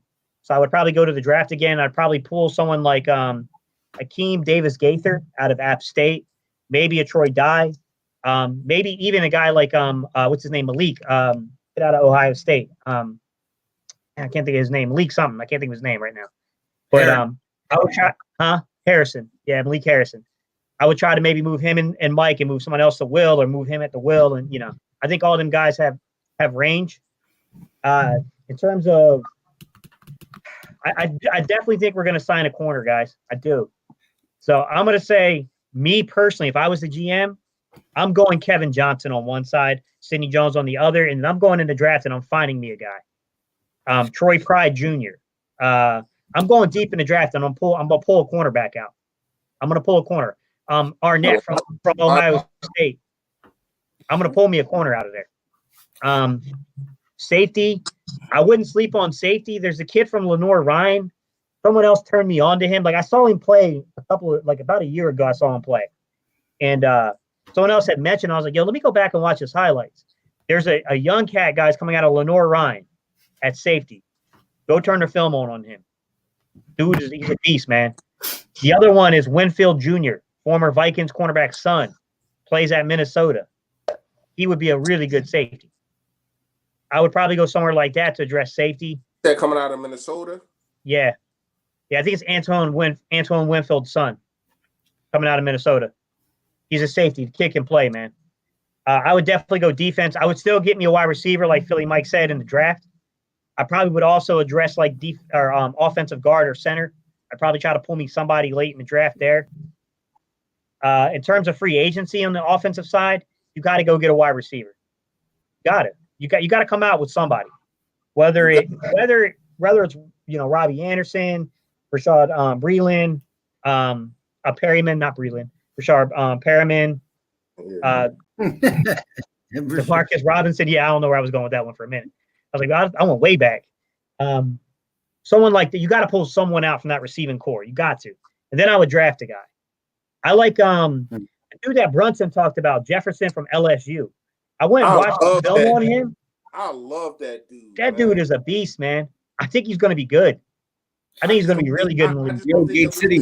He's going to go in the second round, and I don't think that we can get him. Remember? No, I think he's going to go early second. You think so? You remember, as soon as the season was over, I told you that the very first mock draft that ever came out that I know of, which I looked at the very first one, had us getting Jeff Jefferson. Remember? And you were like, I thought he was a slot receiver, and I was like, nah. But I think if we do get a receiver with the first round pick, I think the second and third. And maybe the second and third are back-to-back defensive players. If for some reason Ruggs is not there and we think we can get our receiver in the second, like a Rieger, a Hamler, I like a Ewick too. I don't like Hamler that much. I don't like he's too little, but no. I like him. I like him. I love Hamler. I'm a Penn State fan. I watched this dude for years, but you cannot take him with your number one pick. No, I'm talking. No, definitely not. Okay. Yeah. Okay. Yeah, I will take him with my second because he's kind of a gadget guy. He can be like he can be your gadget guy. He can fill punts. Probably not kickoffs, but he can fill punts. He can be your receiver when somebody gets hurt, a la Deshaun Jackson. We already know he's probably gonna miss 3 to 4 games, so he can take over for that. Okay. But I just looked his name up, guys. I want y'all to check this kid out. Kyle Duggar. D-U-G-G-A-R-E. Hang on, let me check. I think you can get him in like the 4th or 5th, and he's going to be a good receiver. Yeah. No. Duggar. E-R. No, he's at safety I was telling y'all about. Kyle Duggar. D-U-G-G-E-R. Lenore Ryan. It's a really small university. It used to be a junior college here in North Carolina. This kid can play, bro. He's going to go in the second, though. You think? Yeah. I don't know, man. That's a small school. That's about as small as you can get. Carson Wentz came from a small school. Listen, check out the rankings. They got Yeah, he playing like community colleges, bro. They used to have the safety. I think his name is I want to say Ashanton Davison or something. I forgot, from California. Who's the safety from California? He was ranked. Yeah, that looked like him. Yeah, that looks like him. The dude from I don't know nothing about him. was ranked above him, but yo, that Duggar dude is stepping up. Yo, he's climbing up. He's climbing up. Bro, he's a beast, man. Listen, I wanted to say this about receiver real quick. This is how I think like it's going to go with receivers. I think your 3 early round, first round picks are going to be Judy, Lamb, and Ruggs. Hopefully we can pick them. We can move up, or maybe he falls, whatever. Your late round, your late first, early seconds. Now this is what late, Lamb? huh? What Lamb? No. I said the first round early receivers are going to be CeeDee Lamb, Jerry Jeudy, and Henry Ruggs. All right. You don't think we can get Ruggs? I'm saying I think we have to move up to like 14, 15, 16-ish. I think that's where he's going to go. But I'm saying early first round, that's where I believe that's them 3, right? Late first round, early second is going to be Jefferson, Higgins, and Shenault. Or Shenault, Laviska Shenault. Yeah, so early first are them 3. The late first, early second are them 3. The middle to end of second are going to be the Hamler, the Rieger, and I think Brandon Ayuk. I like him. Arizona State. And then early third, middle third is going to be your Donovan People-Jones, Denzel Mims, KJ Hill, and then I think in the fourth you still can get your Michael Pittman, Tyler Johnson, and I think there's one other receiver that I can't do slim, but like, yo, see, there's receivers going to go in the first, second, third, fourth that are all talented.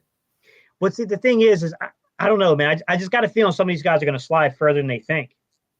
Yeah, because people are going to start reaching for quarterbacks and offensive linemen. They're going to reach, man. They always do. You know what I mean? I mean, it'd be good for us because we got a big need at corner too, and if we can get some of these corners to fall in our lap. I'm gonna tell y'all right now who is going to flip the whole scene of the first round. It's going to be Tula, because we know that he's going to flip everything because we know that he's hurt, but we know that he has the talent. But who's going to take him if he's hurt? And he's been hurt the last 2 years. So if somebody takes him high, that kind of messes up everybody draft. And I can see the Eagles if Ruggs and everybody's gone by 21. I can see the Eagles trading out of that spot for someone to come up and leap New Orleans to go get Tua. Yep. I can see the Eagles trading that pick away. I really can. Tua's not falling that far. I'm trying to. You don't think? Tua, and there's a lot of questions about his health, man. Because he might not even be able to perform at the if he can't perform if the Dolphins don't take him, if the Dolphins don't take him, the Chargers will take him. Listen, the medical side of it is going well, supposedly. I would personally like the Chargers to take Tua because that's just a receiver that's sliding down further. but I don't think they are, man. You know, and you got to remember, look, these receivers, a guy who might go in the late second might slide up to the late first just because of style. Like again, if a team don't need the Rieger, the Hamler, the Ruggs, they might take a guy like a Donovan People-Jones early in the late in the second, stuff like that. So things are going to change. And mind you, this combine is going to change people's mind too. When Henry Ruggs goes out there and runs that 4.2 something and looks faster than Tyreek Hill, well, guess what? The guys who were going to let him slip might just pull the trigger. Henry Ruggs, Jalen Rieger, and KJ Hamler, I think, are going to light up that 40. But it's Jalen Rieger, and I'm telling you, man, those two. But it's crazy. Ruggs and Rieger, bro, they're gonna light it up. It's crazy that we say that, but we was having this conversation last year about Metcalf. He would be saying the same thing. Metcalf lit up the combine, but he did fall. The cone drill. His cone drill. Listen, it wasn't that he can't run worse than Tom Brady. His cone drill. It's his cuts. He was slower than Tom Brady at the cone drill, so people put that in their mind that he's not going to be able to stop and start routes like that. Set him on a go route. That's it. But guess what? I don't think they ever thought about the fact that if you're that big and you're that physical, you don't need to do a whole lot of adjusting. Exactly. And that's what they overlooked. Yeah. Hey guys, real quick, I'm gonna be probably getting off this in the next 5-10 minutes. But like I said, right now I see we got 31 people in the chat. I noticed that Gate City only has 12 likes on this video. This is on Gate City's channel. So you don't even got to get out of here to like it. All you got to do is just click the X chat button, smash that like button, come back over here and listen to these guys. And if you're in here, because I see the majority of you guys talking, like Brian and Philly for Life, Troy Wall, you guys have been talking a lot, but there's been a lot of people just listening. If you're not sub to Gate City, smash that sub button. If you're not sub to Philly Fresh, same thing. After this video, go on his page, find them, sub them up. If you want to watch a video first, do what you got to do. Don't just blindly sub them up. Watch a video. If you like it, smash. Same thing with me. I go by Philly Mike, but to look me up now, it's the Philly Talk Podcast. So don't do me and Philly Fresh right now, because stay in here and enjoy this live stream. But when this is over, just check the page out. Watch the first video. If you like it, boom. If you don't, there's an X right over there. You do what you got to do. But let's hit that like button for Gate City. Come on now. Appreciate y'all, man. Bird Gang 114. What's up, man? Sorry, guys. I was saying what's up to everybody, so I was just responding back.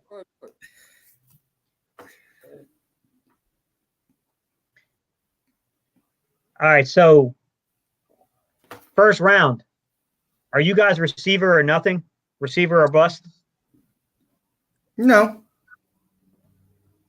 What's your priorities? I would love to get. Go on, Mike. I would love receiver first, especially. Well, here's my thing. My whole thing is if we can move up to get Ruggs a little bit, or for some strange reason he falls to us, I'm taking Ruggs automatically. If Ruggs is not there, and then you got to settle for maybe Laviska Shenault, Jeff Jefferson, or T. Higgins in the first, I don't want to press and take them in the first. I might try to get my defensive player corner possibly then, because I do have a feeling that the guy like Rieger, the guy like Hamler, a guy like these guys will be in a second. So my thing is like Ruggs in the first, or if not, a defensive player, and then Rieger, Hamler, one of them guys. But, you know, there's just so much. I just don't want to take a wide receiver that could have went in the second because we want to get him in the first. And then, you know, now the cornerbacks in the second are a lot worse. Yeah. So where would you go? You would go receiver, then what would be your second priority? Try to grab a corner. Corner, what would be your third? With one of my thirds, I want to grab a linebacker. The other one would be either my safety and or offensive interior lineman dude. I like the list. What about you, Philly Fresh? That's the same list for me. I ain't gonna lie to you. First of all, mine's a little different. Receiver, of course. I think receiver and corner, you can play 1, 2, whatever. Doesn't matter. Receiver and corner. My third, though, defensive end. Got to have the pass rush, man. If we don't go into free agency and get, which are several free agent defensive ends, there's a lot of talent in free agency at defense, guys. I mean, we probably should address it in free agency, but if we don't, my third, there's not that many pass rushers in this draft. I mean, I think you start getting real sketchy when you get past Mattos, a kid from Penn State. Yeah, I think then you really start getting kind of sketchy with the pass rushers. I agree with Gate City, but here's the thing: it's really not a lot of linebackers, and I feel as though linebacker right now is the most underrated position in the game because of the way that these quarterbacks can run. You see how many quarterbacks that we faced last year and how many quarterbacks we're going to face coming up in the next season that can run. We need, especially after getting rid of Nigel Bradham, which we haven't talked about yet, especially after getting rid of him, we have to find a dominant Jordan Hicks type of linebacker. We need a dominant linebacker, man. And it's hard to find a gem at linebacker in the 4th, 5th, 6th round. But I feel as though you can find a defensive end that can come up. Do you think, Philly Fresh, do you think that they're actually going to break the trend and actually draft a linebacker before the 4th round? They did do that with Jordan Hicks. Jordan Hicks went in the 3rd round. Right, remember? 3rd round. But, I mean, it's been since Hicks, really. You had Hicks, and then we had Kendricks. I think Kendricks was a 2nd round. Hicks was a 3rd. But past that, we had 2 4th rounders, I think, that were before them. And it's a long, long, long history of pretty much nothing. Do you think that trend breaks? Do you think we're going linebacker before the 4th? especially when you look at the schedule. We facing Lamar Jackson. We facing a lot. The Dak Prescott. Well, who knows if he stays there? We ain't gonna get that. But we facing the mobile quarterbacks is at an all-time high. How many stable? The only stable quarterbacks is the older guys. There's no stable quarterbacks in this league no more. You have to have a good middle line, a Mike linebacker. You have to have a great Mike linebacker, man. And that's just how it is. So you have to draft one. Yeah. So you honestly think we're going to go before the third round? You think we're going to spend draft capital there? Like first through third round, do you think we'll walk? I say in the third round, we need to draft a linebacker. Yeah. In the third round? I go wide receiver.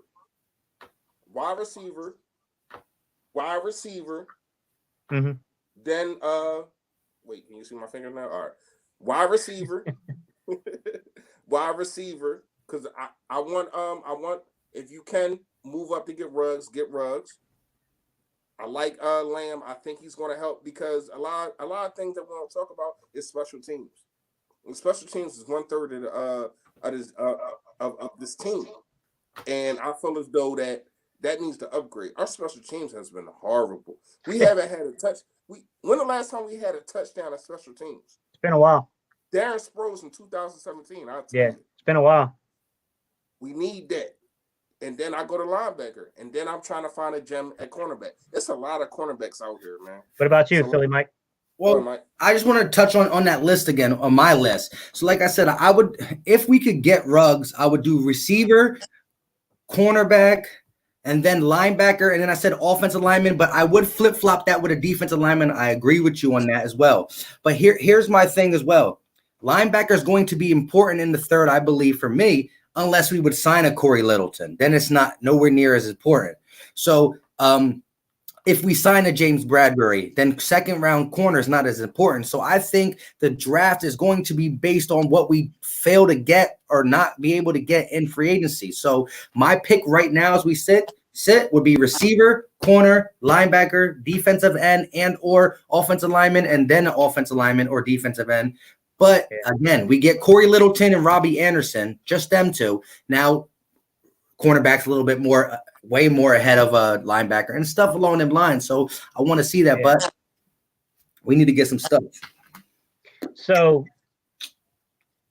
if the Eagles don't draft a wide receiver in the first round, do you guys have a name for one of the other positions that you could see the Eagles gone? Like I said, mine would be A.J. Epineza, the kid from Ohio. Or no, Iowa. My bad. Not the other one. Iowa. I think the kid's got phenomenal hand placement. I think this kid knows how to use his hands when it comes to engaging an offensive lineman. He's not the most athletic dude, but he's going to beat some dudes in the NFL. I'm telling you, he's going to look good. If that would be my guy that I would look out for. The other dude would be if we move back. That's the thing is where are we moving back? What round? But what are all the circumstances? But the other guy I would look out for is C.J. Henderson, the cornerback from Florida. I think he's kind of a later first round grade now, and I think he's a very good football player. I do think he fits the Eagles. That's what I was gonna say. Yeah. If that's what I'm saying, if Ruggs is not there, then maybe I think we get C.J. Henderson because the second round cornerback talent is so worse compared to the second round wide receivers. Then you can get the best of both worlds. You can get C.J. Henderson late first, and then your Jalen Reagor or your K.J. Hamler or your Brandon Ayuk. You can still get a good to great receiver that can be in the league with getting your good corner. I agree. But what about one last thing? Grant Delpit. He might be there too. Yeah, I was about to go there. Grant Delpit. I'll give you my honest opinion, guys, and I'll let you guys tune in here. I mean, he's okay. I think that he's a good football player. Don't get me wrong. I don't know that I'm chasing him down per se. I think there's a big debate right now between Delpit and was it McKinnon, the kid from Alabama? Yeah, McKinnon, is that his name? Those two I think are the big debate there.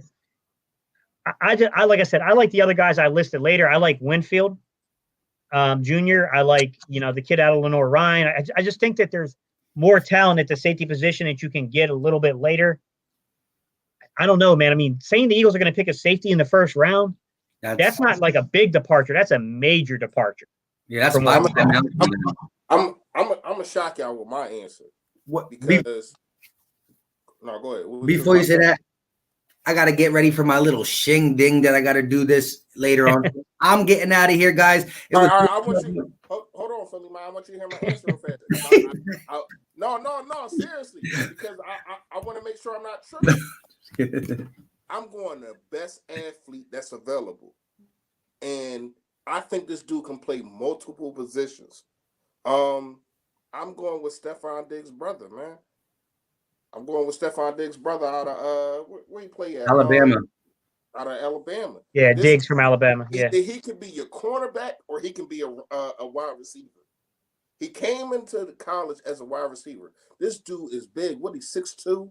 yeah. 6'2", like I think he like 230. This dude is a monster. Fast. You think he'll be there at 21 though? Hold on, Philly Mike, before you go.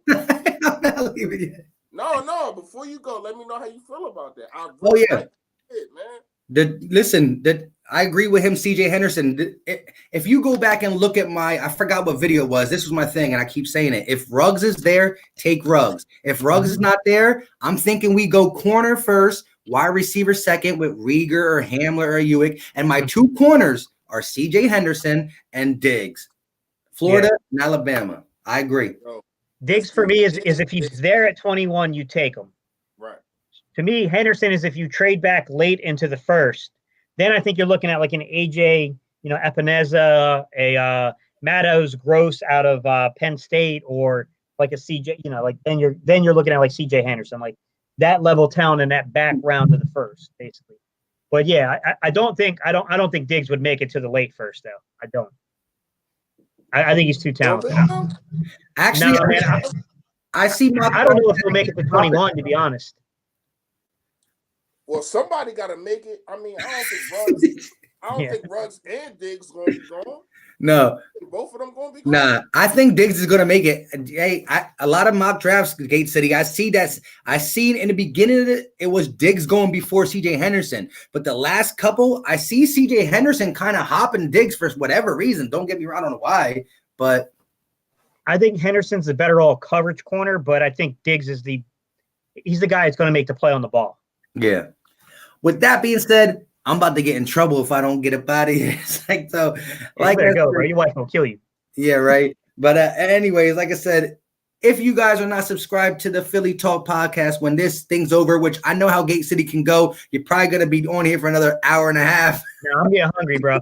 I'm getting hungry. Ain't gonna lie. But as long as I can watch the Sixers game, I'm cool. Yeah. And I won't be able to do a Sixers post game tonight because of the shing ding, but I'll have one tomorrow. Let's beat the Bucks. But anyways, if you like Philly sports every single day, go ahead and subscribe to the Philly Talk podcast. With that being said, take it over, Philly Fresh and Gate City Sports. You guys are my dogs. Peace. Later, Mike. Oh, bro. All right, rock the artist, man. I appreciate that, bro. We appreciate y'all tuning in, man. Look, kind of rounding up what we doing, and you were talking about linebacker, and I made a video about linebacker, and I pointed out that, with Nigel Bradham leaving, that is one big part of the scheme change we had following Hicks's injury in 2017. So that's one domino at 30 falling. The other one is Malcolm Jenkins. You talked a little bit about linebacker. Right. And I don't think there's a right or wrong answer here. I think you can trust TJ Edwards and play him. I also think you can say, look, we like the kid, but we're drafting the kid and we're signing a kid, free agent. What do you think the Eagles do there at that Mike linebacking position? At Mike? Yeah. I think they got rid of Bradham for Kamu Grugier-Hill. I think he's going to be the Mike linebacker. That's just my feelings because he is entering free agency also. So I do feel as though that's going to happen. But I do feel as though you can get an outside linebacker. I'm sitting here, I'm looking, and I don't see too many, man. You got James Collins. How old is he? So no. Yeah. Albert McClellan from Baltimore. Yeah, pretty good. McClellan, yeah, pretty he's good. But I think he's old too. So you got a lot of it just seemed like all the linebackers is kind of above their stature. You know what I mean? You got guys like Schobert. I really think Yeah. we lost at losing Jordan Hicks, man. I ain't gonna lie to you. You got guys like Joe Schobert, who is love him. You know I love a him. good football player. Up, you know I love him, man. That price tag could go up. If it's under 10 mil, I'm interested. Right. I think the Eagles should make that signing. As much as I like TJ Edwards, Schobert's a layup to me. But if you don't get that, I still think you got to challenge Edwards, man. I think you got to go get a David Mayo. I think you got to go get a guy. I like him. Like a maybe isn't an elite athlete, isn't going to cost you that much money, but can push the kid for competition, and he's going to ensure that policy. That roster spot. I also think you go out and you draft a guy. I like Troy Dye a lot. I like the kid from Ohio State, Malik Harrison. I like him a lot. Like, if you're in the second round, you could find value there. You got the kid Queen out of LSU. He's a good football player. You got Murray out of Oklahoma. He's a good football player. You don't like Micah Parsons? Who? Micah Parsons out of Penn State. Parsons. I'd have to look at his value. I don't know that I would put him. I don't know if I put him in a second round though. He's kind of like a Javion Clowney type of person. His best attribute is really kind of like rushing the passer, but he can cover a little bit. But his best attribute is rushing the passer. What about Kevin Minter out of what did he play for? Tampa. Yeah, he's decent. I like him. He's 29 though. It just seems like all the free agency. But you might need a veteran guy to kind of push. You know what I'm saying? You can't just give it to the kid. The kid's got to earn it.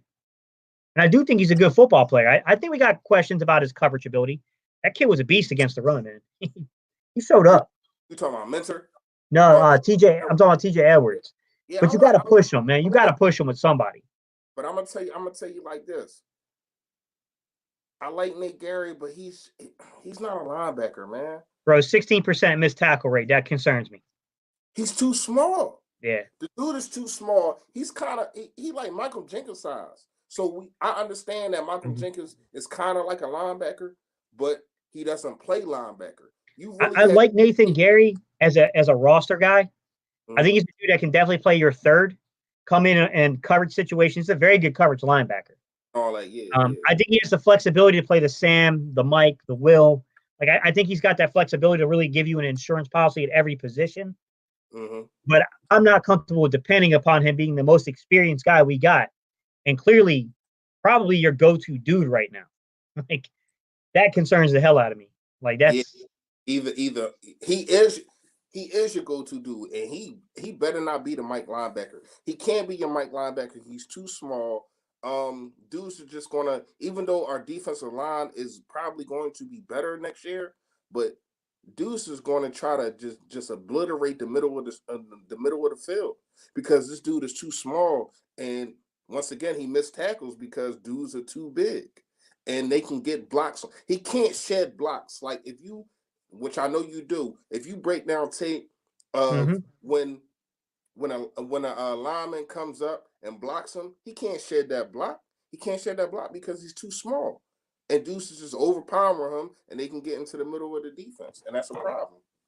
Yep. Yeah, I mean, like I said, I like Schobert a lot. I think that he's definitely a guy that can come in here and can drastically improve this linebacker rotation.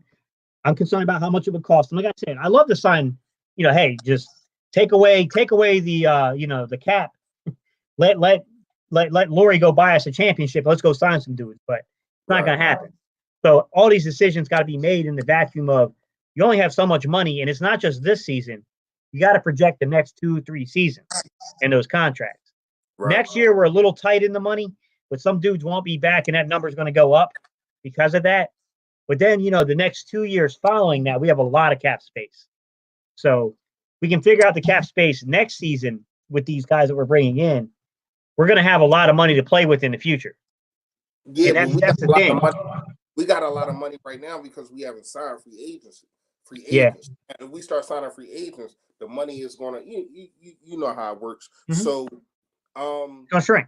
I just feel as though the best thing that Howie Roseman and Jeffrey Lurie did was signing Carson Wentz when they signed him. Everybody was up in the uproar. Oh, this kid had, well, not everybody, but a lot of people was up in the uproar. This kid hasn't done nothing.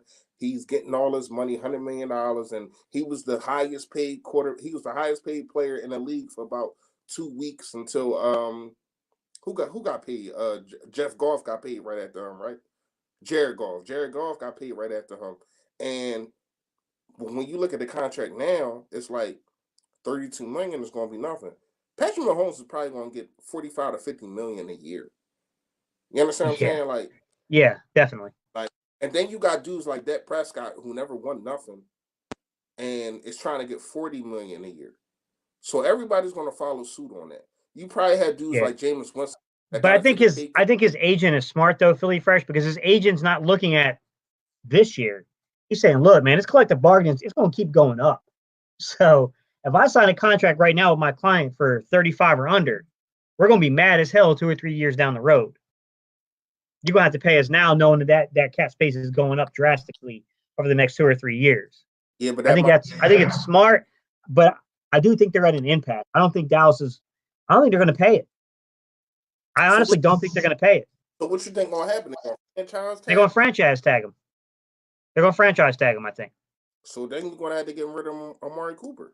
You're going to have 2 years with him on a franchise tag, and I think they're going to part their ways.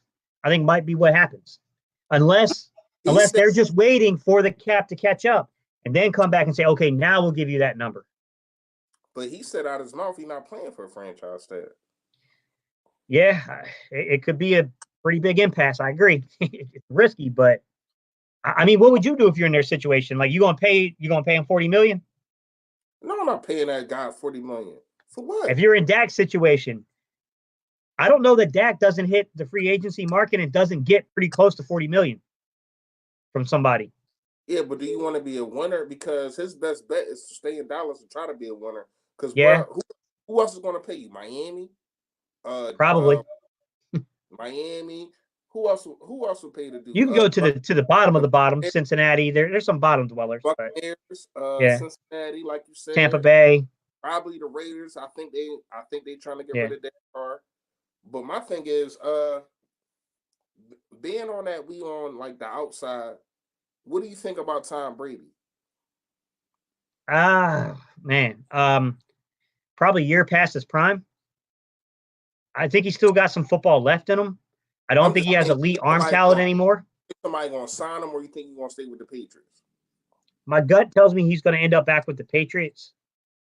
But who knows, man? Somebody might really fall in love with the idea. Like, man, if the Raiders say, look, we got a new stadium, a new city, no identity, and we need to sell tickets, they might give him an offer he can't refuse. I'm going to tell you who will give them an offer he can't refuse to sell them tickets. It's going to be it's not Oakland anymore. It's Vegas. Vegas, yeah, the Vegas Raiders. Yeah. The Vegas Raiders will pay him a king's ransom to come there. Oh my gosh, we got Tom Brady. Just the name. See, in a city like that, it's all about the name. So if you can sell the name, that's all they worried about right now. And John Gruden, if you watch, he loves that dude. You know what I mean? Like, he loves the compatible and all that kind of stuff that he likes about him. So yeah, you getting into some of these comments? Mike out here trying to clown us, bro. Huh? Mike out here trying to clown us. Wait, what happened? He said, it was Mike. He said, I'm new to the channel. You guys don't know nothing about Eagles. And the other guy who was on here is mad dumb. It's Mike. First of all, Mike, you better get to where you need to go before your wife put a beat on you. Yeah, exactly. His wife probably, are you on your phone right now? You already know. He's probably watching from his phone. You better get out of there. Jalen Williams. I think that's a good fit, bro. I do think that's a good fit, man. He said about Dak and the Colts. You got a former quarterback coach, former offensive coordinator, and now a dude designing an offense. I mean, people. I was in a bar. I also think Brady's a fit there with New England. Indianapolis. But the problem with Brady in Indianapolis is if you're Brady, I hate to say it, are you stepping into the shadow of the legacy of Peyton Manning? He's not going there. Yeah. He's not going. He's not going to go there unless he want to prove, oh, I can do better than what Peyton Manning did. But Yeah. you already did that. In Yeah. the playoffs, he's like 5-2 or 5-1 against. Wow. Burgang 114. I just saw your message, man. So he said he would go linebacker 1, cornerback 2, receiver 3. I don't see that. It's about 650. He put it in there. Okay. That's an interesting take, Burgang. But do you honestly think? I mean, not that what we would do compared to what Howie would do, of course, are two different things. But do you honestly see Howie Roseman actually drafting a linebacker is the first priority? That would be my hesitation. No, never. Yeah. I mean, I like the order. I like the order you gave, but I just don't know realistically that how he would follow it. Right. Troy Ross said, if the Bears let Ha walk, would you pick him up? Hell yeah. Ha Clinton Dix? Beast. Hell yeah. He's a beast. And I don't understand why he just keep going from team to team. Like, why he can't find his fit? Yeah. Good football player. He's a great football player, I think. He can be a great football player. Yeah, I'll pick him up, Troy.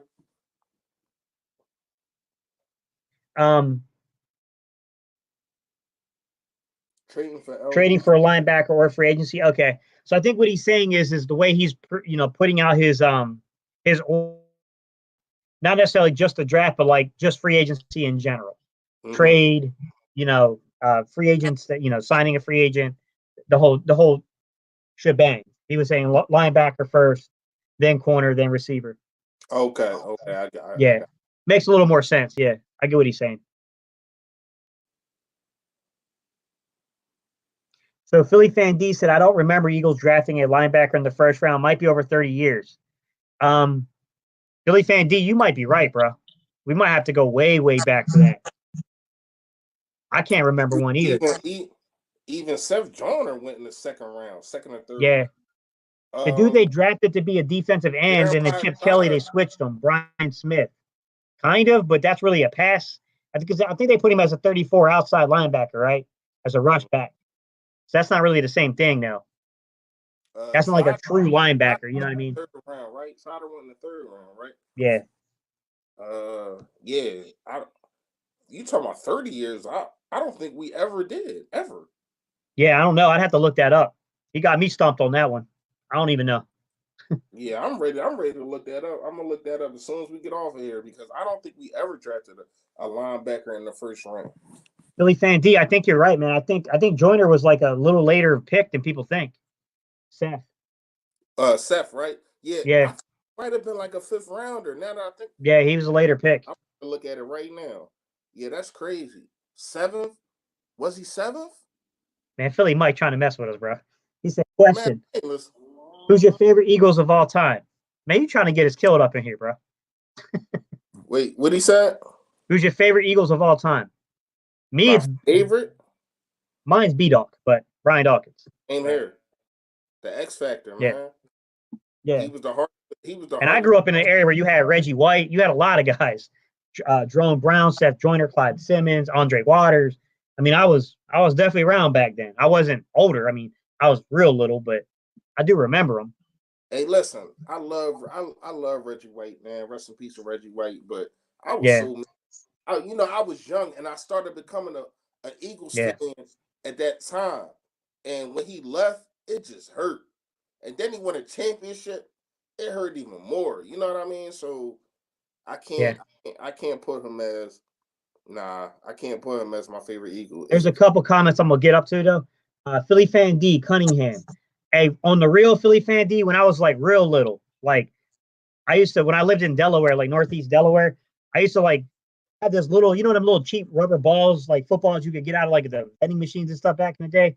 Yeah, I used to stay in my room for hours, acting like I was Cunningham, trying to, I was like jumping on the bed and crap, like I was diving across the goal line. All kinds of crazy crap back then. Big Moose said, would Troy Dye be available for a third round pick? I think that's yes. Say it again. Troy Dye. The kid from Oregon. Yeah, I think that's about his value.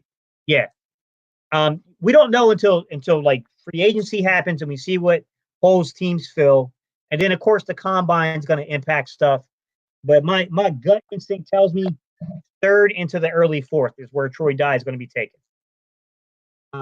You could see, I mean, if his value really goes up, you could see late second, but I doubt it. I honestly think he's a third round value. My instinct. I honestly think if the Eagles are smart, the compensation pick they're going to get, the compensatory pick that's going to happen at the end of the third round. That's where if I'm the Eagles, I'm targeting linebacker. That's where I'm going to go for do like Akeem Davis Gaither, some other stuff. What you got? Spring Valley, New York.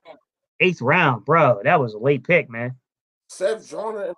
Yeah, to like 208th overall. They said that's definitely a late pick. What? I didn't know he was that late. I thought he was picking the fourth round. Somebody on here said that though. Hey, Bird Gang 114, man, we really went over the Jeffrey thing at the beginning of the video. Our thought process is that look, we like him. He meant a lot to the organization in 2017. But look, man, it's time to stop this nonsense and find a way of professionally separating this relationship between the Eagles and Jeffrey. That's what all three of us said. That we got to find a way of professionally doing this. We don't like the idea of trying to void the contract. We just think that that's going to cause way too much crap.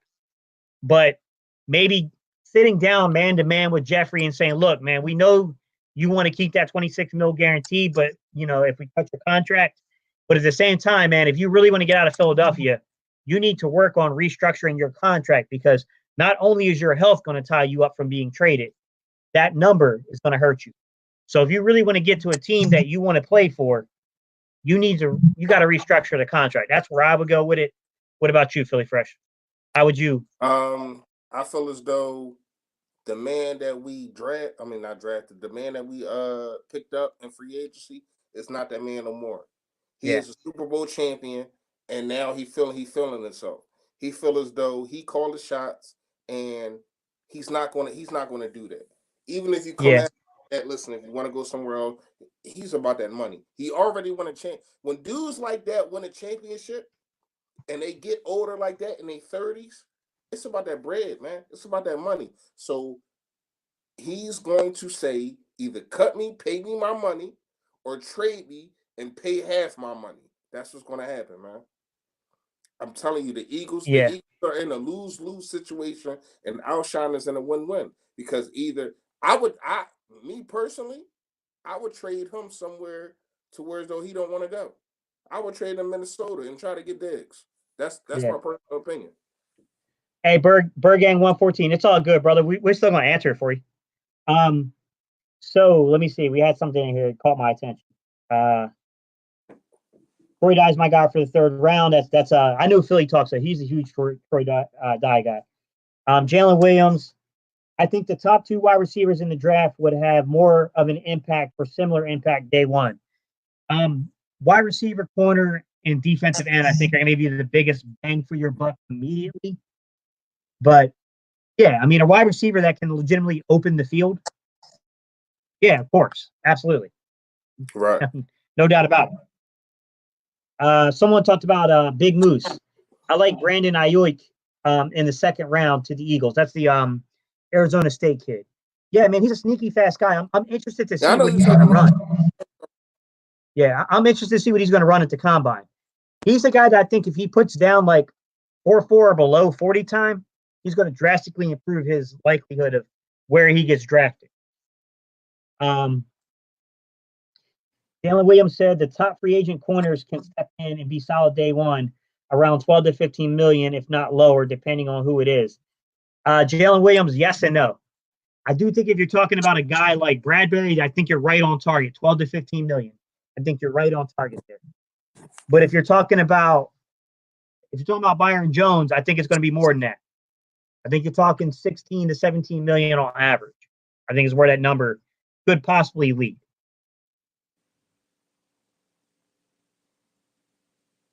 Saving a little money, though, and going for a guy like Kevin Johnson. I just think the Eagles should take a risk, man. I mean, Kevin Johnson has got scouts saying good things about him. You know, I mean, they're saying like, yo, if you take away Tre'Davious Wright out there in Buffalo, he was the best coverage corner. that the Bills had. Man, that's high praise. That's real high praise. He's got reason to leave the Buffalo Bills because you got Levi Wallace there. I mean, he doesn't want to play inside. He wants to play outside. We can offer you that. We can offer it. I just feel like the Eagles are going to do something foolish, like sign a guy like Roby. I hope they don't do it, but I just, you know what I'm saying? Like, you've been hurt so much in the past by the moves they've made at that position.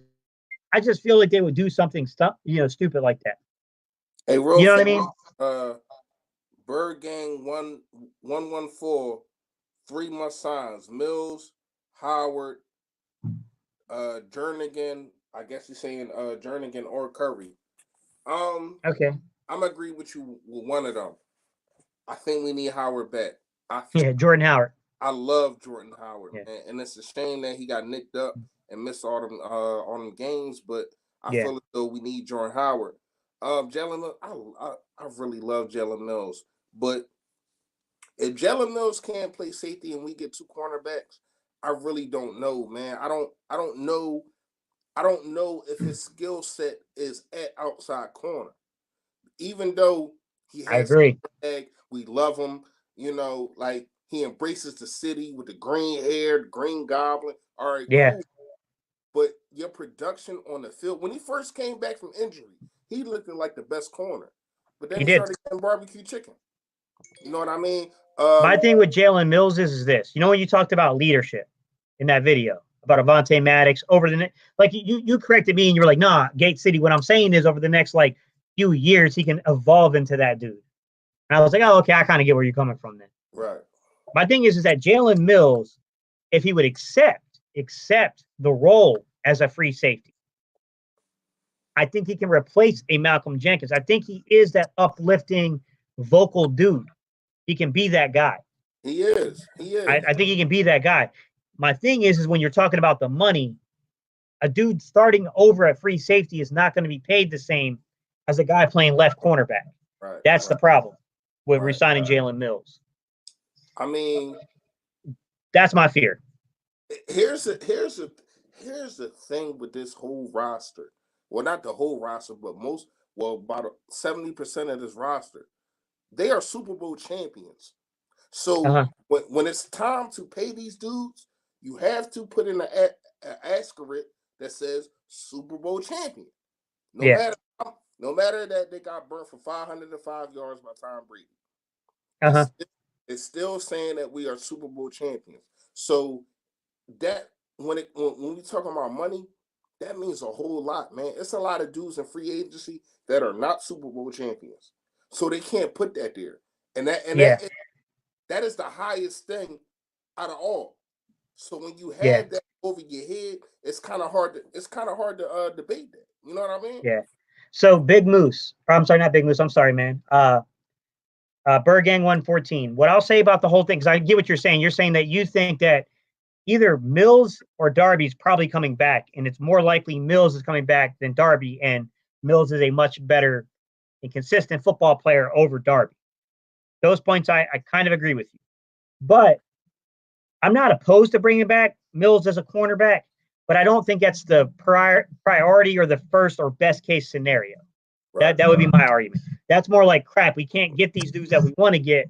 The money ain't right. We know what Mills is. And if you give Mills safety help, he can play. But you got to give him safety help. That's the problem. Mills has to have safety help. A lot of times it's a scheme. Yes. A lot of times it's a scheme. But I'm going to tell you this. I don't want to see Ronald Darby in the Philadelphia Eagles uniform ever again. I'm done with this dude. He doesn't have a fight. He doesn't tackle. He gets bullied. He can't play press coverage. Mm-hmm. He gets burnt when he's supposed to be our fastest and best corner. He gets targeted even though he's supposed to be our best corner. When your best corner is getting targeted, that's a problem. In the Minnesota game, the Lions game, the Dallas game, he was getting targeted. I think you got to move him inside, man. You got to move him inside. You can't have him outside. I'm going to move him outside the organization. Seriously, man, he got to go. I want to tackle something Big Moose said. So Okay. Big Moose said, let Jenkins walk and bring in a safety and move Mills to one of the safety spots. Doing that would also save us cap space. Yes and no. I'll give you my perspective here, Big Moose. Here's my perspective. If you let Jenkins walk, you are absolutely changing the back seven of the Philadelphia Eagles because now Bradham's gone and Jenkins gone. Those are the two dudes that made that switch when we lost players in 2017. So we went from a little different look in single high safety, and we played more cover two back then. Not that we were a heavy or high cover two team, but we played it more back then. So what happens if you make those moves? We were a little more based 43 back in 2017 than we've been in 2019. What we were. Right. So I don't think Mills is the same dude that's going to play in the box like Jenkins was. I don't think that's his MO at all. He ain't going to be a fill-in Sam. That's not going to happen. So you're going to have to play more base, especially on first down. So I think I'm not saying that's impossible to do, Big Moose, but I think what happens is Mills starts playing that free. Okay. So Mills is going to play a lot of single high as the guy up top. And he's going to probably come down and cover guys in the slot. So like when you have your safeties on the field and you got a guy in there and you're in base, then Mills would be that dude that would go inside instead of being in that nickel per se. If you did that, I think that could work. But then you have to go get a guy like an Anthony Harris or a player in the draft or find another guy in free agency who can play in the box.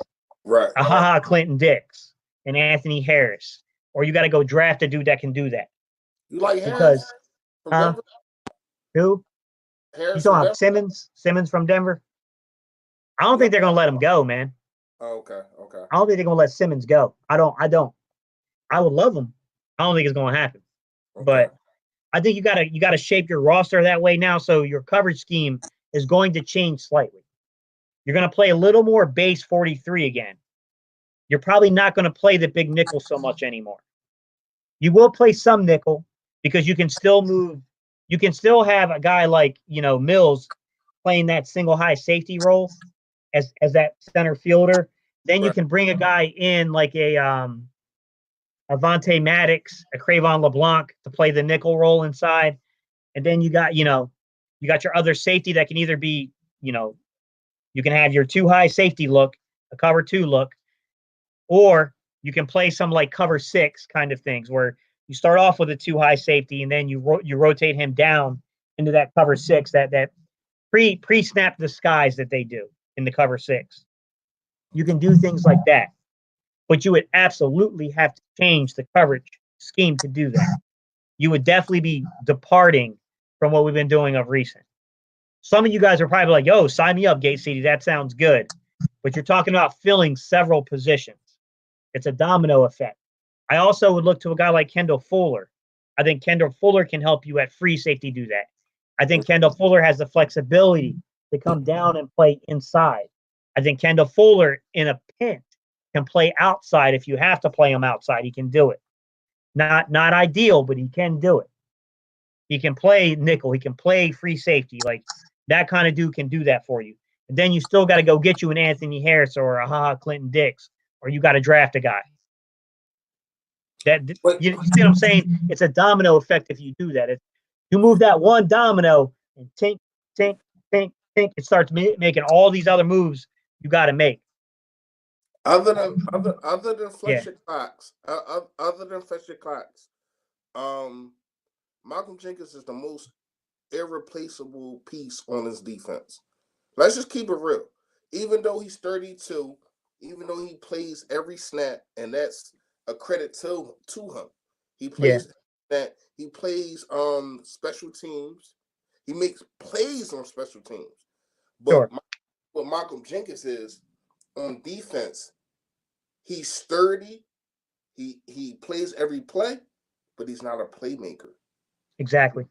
We need playmakers. Ha Clinton Dix is a playmaker. Yep.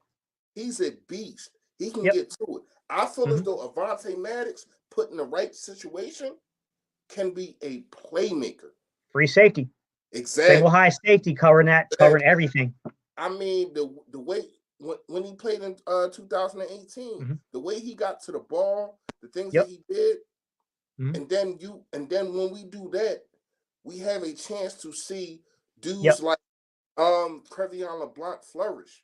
Yep. Because we seen what he did last year. This Yep. year he really didn't get that much playing time, and I didn't understand it.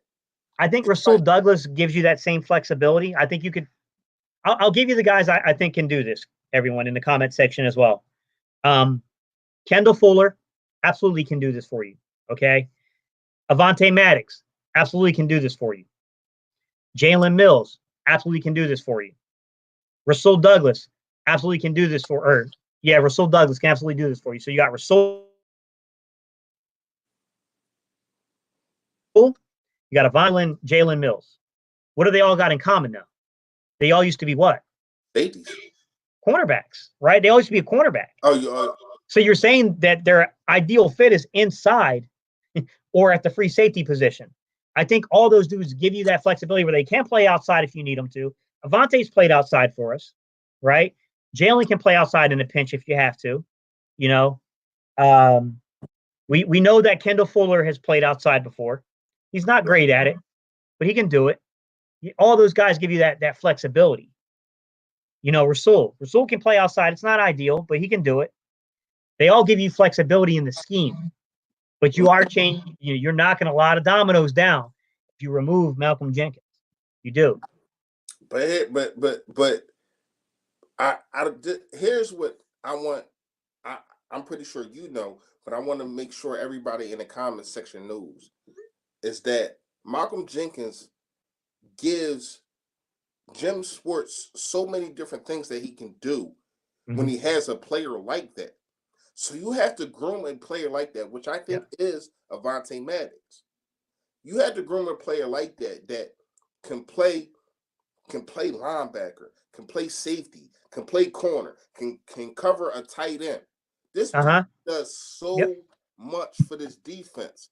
I want to pay him, but here's the thing. And I did a video on this probably about 2 weeks ago.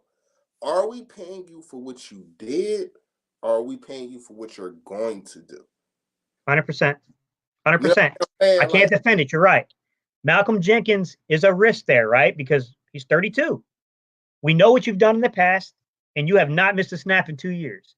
So we do know that durability is not as big a concern for a 32-year-old as we would have, but you have to project. You got to project into the future. Right. And no matter how you look at it, eventually we are going to face a reality where Malcolm Jenkins will not be on this football team. And it's going to happen sooner rather than later. But not just be on a football team, not be able to perform. Yeah. You know what I'm saying? Not like he going. Yeah, worst case scenario, we keep him and he can't do it. Right. Yeah. Because let's keep it real. Even at the beginning of the year, he looked slow. He looked very slow. Now, he, with ability, see, what he does is he replaces a lot of ability and speed with smartness and making sure everything around him is right and making sure when he sees something, he attacks it. But at the same time, you have to have that physical ability. If you Philly Mike, if you're still creepy watching us, bro, let me know what do you think about this idea about free safety, man, about Malcolm Jenkins and the way these dominoes are going to fall. Hit us up in the comment section and tell us, man. Hey, Jalen Williams, I like your point here, bro. You said, honestly, I think we missed out last year, because the safety depth was great. And a lot of people found solid starters. They did. And to add to your point, Jalen Williams, I think we missed out on Minkah Fitzpatrick. And I know the Eagles offered a first. I heard the report the Eagles did offer a first, but the Steelers also offered a first for Minkah Fitzpatrick. And they projected the Steelers would have a higher first-round pick than we would. I hate that we missed out on Minkah because I think Minka's a good football player. I really do. I really do think that we're not sitting here with this gut-wrenching decision about Malcolm Jenkins if we got Minkah Fitzpatrick. I heard a second. You heard a second? I heard we offered a first. I heard we did. I mean, I don't know, though. Like you said, I mean, we really don't know. Like, reports say second. Some say first. Who knows what the real offer was that we gave. I definitely heard a second, and then we got overshadowed by Pittsburgh with a first. But you see what he did the week that he went over there, man. Like, he is a solid player. He's a playmaker. He is a solid player, and we missed out. Let's keep it real. Last year, we missed out on some good opportunities. Antonio Brown, I wasn't too worried about that, but I feel as though what's the guy that hurt Carson Wentz? I can't remember his name right now. Jadeveon Clowney. Yeah, Jadeveon Clowney.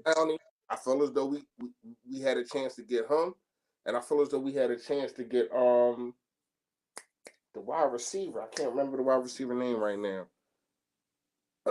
It'll come to me. But I feel as though Pepe, I like Brett's channel a lot, man. I do watch him a lot, actually. Who? It's a guy named Brett Coleman. He does like generalized like football stuff, and like he'll break down, like he does a lot like I do, where he breaks down plays and stuff. But he'll break down like players in their entirety.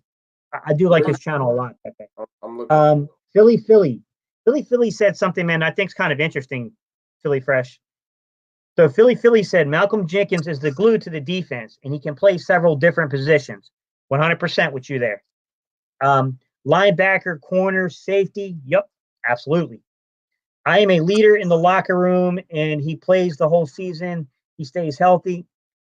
Philly, we are with you 100% on that point. But he's done that in the past. Leadership's not going to disappear. Can we confidently say it'll be like that in the future? I think that's where, like, I get nervous of going out on record and saying that, because, you know, folks sometimes, bro, they don't get the nuance of what you're saying, and they be waiting for the day that you fall on one of your predictions. So they be like, man, Gay said he said this, he don't know crap. Billy Fresh said this, he don't know crap. What you drinking? Hold up. What you drinking? Oh, I got turned around. Okay, Christian Brothers. Okay. Oh, you said I'm nice. Okay. Hey, listen. I was going to earlier, but I was like, damn, it's only like 5:30, bro. People be judging the hell out of me. No, I crack one. I'm heading out. I'm getting my little sip on. I got you. The Sixers about to play the Bucks, big game. So I'm heading okay, yeah. Little shindig. So then Market Spike said something right behind him, Philly Fresh. So Market Spike said, to me, you grab a safety for the position, but for me, I would probably give him 2 more years to help develop our future safeties. Yeah, I agree with you, but at what price? At what price are we playing him to coach? That right there is the problem, because I put out a video about 2 weeks ago, right? No, probably like a week ago. And Malcolm Jenkins had an interview with I think it was one of them football network channels. Where he was wearing a coat. Right. Yeah. And he said it's a time in a man's life where he has to get paid, and he's looking for his money. Yep. And that's understandable. I never want nobody not to get paid. But what are we paying you for? Are we paying you for what you did or what you're going to do? Going to do. I feel as though, I'm not saying he's going to get hurt. Yeah. Come on, man. Like, I am scared. Hey, guys, Market Spikes, Philly. I had the same fear, and I'm pretty sure Philly Fresh does too, which is if you do this in a year or two too early, you can put yourself in the position that we faced when we let Brian Dawkins walk over, like, what, $1 million or something ridiculous like that? Like something that should have never happened. Never should have happened. What was it? What did he get with Denver? Like $4 million a year or some crazy crap like that? Like we let him walk over it. Yeah, he got like 3.4 or something. Yeah, it was something stupid that we let him walk over.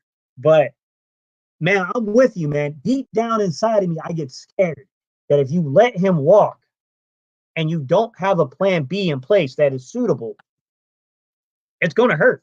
It's going to hurt bad.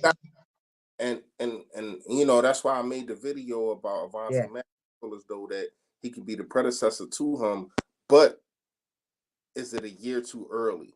You know what I mean? Like, if you let Malcolm Jenkins go, nobody right now is going to be the captain of that defense. Fletcher Cox is the best player on that defense, but he is not a captain. Brandon Grant is a more captain than Fletcher Cox. But you need somebody in that secondary floating around, telling people where they need to go, making sure that everybody is stabilized and Yeah. knowing Jim Schwartz's system who has been there for 4 years. So Yeah. it's weird. Me Absolutely. personally, I'm gonna tell you what I would do, Gates. I'm signing to a 1-year contract, and I'm making sure he get enough money for a 1-year contract. I need you for 1 year. I need you, but I need you to understand.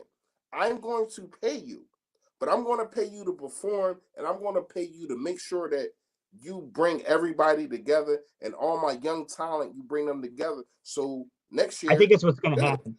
I think they're going to give him one of those 3 to 5 year contracts, but it's really going to be 1 to 2 years that are guaranteed. Guaranteed, right? You know what I mean? It's going to be like a 1 to 2 year guaranteed thing. I want to get to 2 comments because I think they're really good comments. So I want to get to Big Moose's comment and I want to get to Bird Gang's, and I'll read the other comments below them because I haven't had a chance to read those yet. Big Moose said, pay Malcolm for 2 more years, say 10 to 12 million. Hey, Big Moose, you're hitting the nail on the head of what it's going to cost you. It's going to cost you top 5 money, and that's about 12 mil. That's what my prediction is. All right. The second comment, and I do think 10 mil will be a hometown discount to get that number in there. The second comment comes from Bird Gang 114. He said, what about drafting a safety like McKinney? I think he can also play linebacker. Basically saying he can fill a Malcolm Jenkins-like role. 2 things. Number 1, I want to say this before I go on the record saying this before. I had a dream last night. I woke up early this morning and I was so damn disappointed when I realized the shit wasn't real. Bro, I had a dream we got Isaiah Simmons from Clemson. And I was all excited and something, yo, they don't did something no one thought was going to happen. Imagine we dreamt up. We went up to like number 12 and got him. And then I woke up and I was like walking around the house about to go get coffee and I realized, man, that's bullshit. That ain't happened. That was a dream. We still in February. So before I respond to that, I just want to be completely transparent, honest, that even deep down inside of me, something hopes this happens. My response, honestly, though, Bird Gang 114 is, I just don't think it's likely we draft a safety in the first round, even if they are a safety linebacker kind of hybrid player. Right. I can't see it happening. But to get to the comment that was above that, which was from Big Moose, I do agree that 10 million is the hometown discount that Malcolm Jenkins could give us. 12 million is the likely outcome of what you pay a top 5 safety. So what you think? So in between that, what you think? Like it's going to be which one, 10 or 12? I think that range is correct. 10 million would be more of a hometown discount. 12 million is probably the top of what you're going to pay him, because I don't think you can justify him getting, Earl Thomas money. You know what I'm saying? I can't see him getting Honey Badger money, and that's in that 14 mil range. I can't see that. But my thing is it's so many things that the Philadelphia Eagles as an organization can throw at him. Like, all right, you played every snap, but you ain't no Pro Bowler. That's dispersions on you. True. You played every snap. You ain't no All Pro. He did a whole lot of this too. My bad. That was on me. He did that a lot this past season, to be honest. And not only that, yeah, you had it really wasn't his fault, but you had the Ewan Orlando Scandrick situation and all that. That was some bullshit that Scandrick stirred up. It was weird. It was weird, but it happened. And it did. It did. Hey, did you see the All or Nothing on Amazon Prime? I started. I ain't finished it yet. I got 2 more, but it's good. I think I'm up to the. I think I just finished the Vikings game. Yeah, so I think it's going into Dallas week. Yeah, I passed that. It's good. It's really good. It's really good. Let me see. Market Spikes. So Market Spikes says, see, that would depend on him. You could offer him a decent amount for the years he's there, because let's say we do let him go, whomever is the starter better be that boy. Yeah, you're right. You're right, Market Spikes. I mean, that is the inverse or the flip side to it. We can fight over 10 to 12 million and let him walk, because we, rightfully so, me and Philly Fresh feel like you are taking a risk on a 32-year-old at that price range. But the inverse is the grass greener on the other side? That is the inverse of the argument. And I agree. You can be too cute for your own good. I agree. That's why both of us are saying this decision is not easy. It's not. I do not envy Howie Roseman having to make this decision. I don't, because it's not a layup. This is not a layup decision. It's not. You screw this decision up, you can set the franchise back. Defensively, you can really set this franchise back if you messed it up. All right. So what would you do though? Call in sick. I ain't gonna lie. I'm gonna tell you. I'd sign him. I try to find a way of bridging the gap, but I'm getting me an insurance policy. Now I'm coming out of this draft with somebody. I'm coming out of this draft with somebody who can play that hybrid role. But you know what's crazy is that he is holding the organization hostage. He is under contract. Yeah. It's not like he's a free agent. That's the crazy. But I will say this. I will say this, Philly Fresh. I don't blame him. I don't blame him. Because that contract went down. No, I understand what you're saying. But I want everybody that's watching this and commenting on this to understand that he is not a free agent. He signed a contract. And now you're trying to go back on that contract. Yeah. But you signed it. Yeah, but if I can give the opposite though, Philly Fresh, how many times do organizations do the same thing? No, you're right. Yeah. I'm not saying he's wrong, but I want everybody to understand everything that's going on. So when they say, all right, we should sign Michael Jenkins for $10 million, do you understand that he is under contract?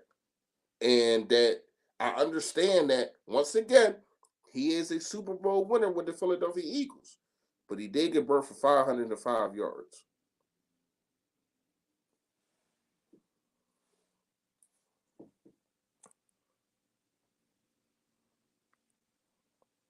So Philly, all right, let me read what Philly said. So Philly said, I understand age, but when you look at the numbers he has put up this year and last year, he's ranked in the top 3 statistically speaking, but the contract can't go past 3 years. Philly, the problem I have with analyzing safeties, it's really hard to do that. Right? It's really hard to know who really screwed up the coverage. That's the problem you have between, like when you look at these corner grades and safety grades, man, you've got to really understand what the defensive coordinator drew up to grade who got burnt. I'll tell you what, me and another one of my subscribers, Philly, we had a conversation in the comment section of my last video. And he was saying, yo, Gates City, are you sure that's cover 2? And he made a legitimate argument, like, are we looking at cover 3? Is that a post snap? Like, one of those rolled coverages to cover 3, from cover 2 to cover 3. And I said, I don't know if I would say that's cover 3 because your safety help is way too far off the hash mark for me to call that cover 3. And then the linebackers don't act like what you see in cover 3. They didn't play the run first. They didn't play the running back first. And that's what you do in cover 3. So the real question to me would be, is that there is a concept called cover 2 cloud. You don't normally hear cover 2 cloud, and you don't hear cloud and sky concepts normally mentioned with cover 2. That's normally a cover 3 kind of concept. But there is a weird concept called cover 2 cloud. And really what it is, it's a fancy way of saying cover 6. You're really talking about cover 6. Any of y'all that's ever played corner or safety, you know what I'm saying. It's a bunch of corner. Exactly what I'm saying. It's when your strong safety shoots up on the line. So cover 2, both your safety is supposed to stay back. But there is a concept in cover 2 to where you get dual slots, or you have a slot to where one of your safeties has to play the slot so he can shoot up forward on that slot quickly post snap. So normally when you're changing your amount of zone cover guys, that normally happens pre-snap, not post. But you do get some crap post-snap. Like you'll get guys that'll play a robber concept. That's a post-snap read you give a quarterback, right? That's the trickery you give a quarterback post-snap. I really only understand this from the quarterback's perspective. A quarterback can give you a different perspective than a quarterback could on that. That's the problem.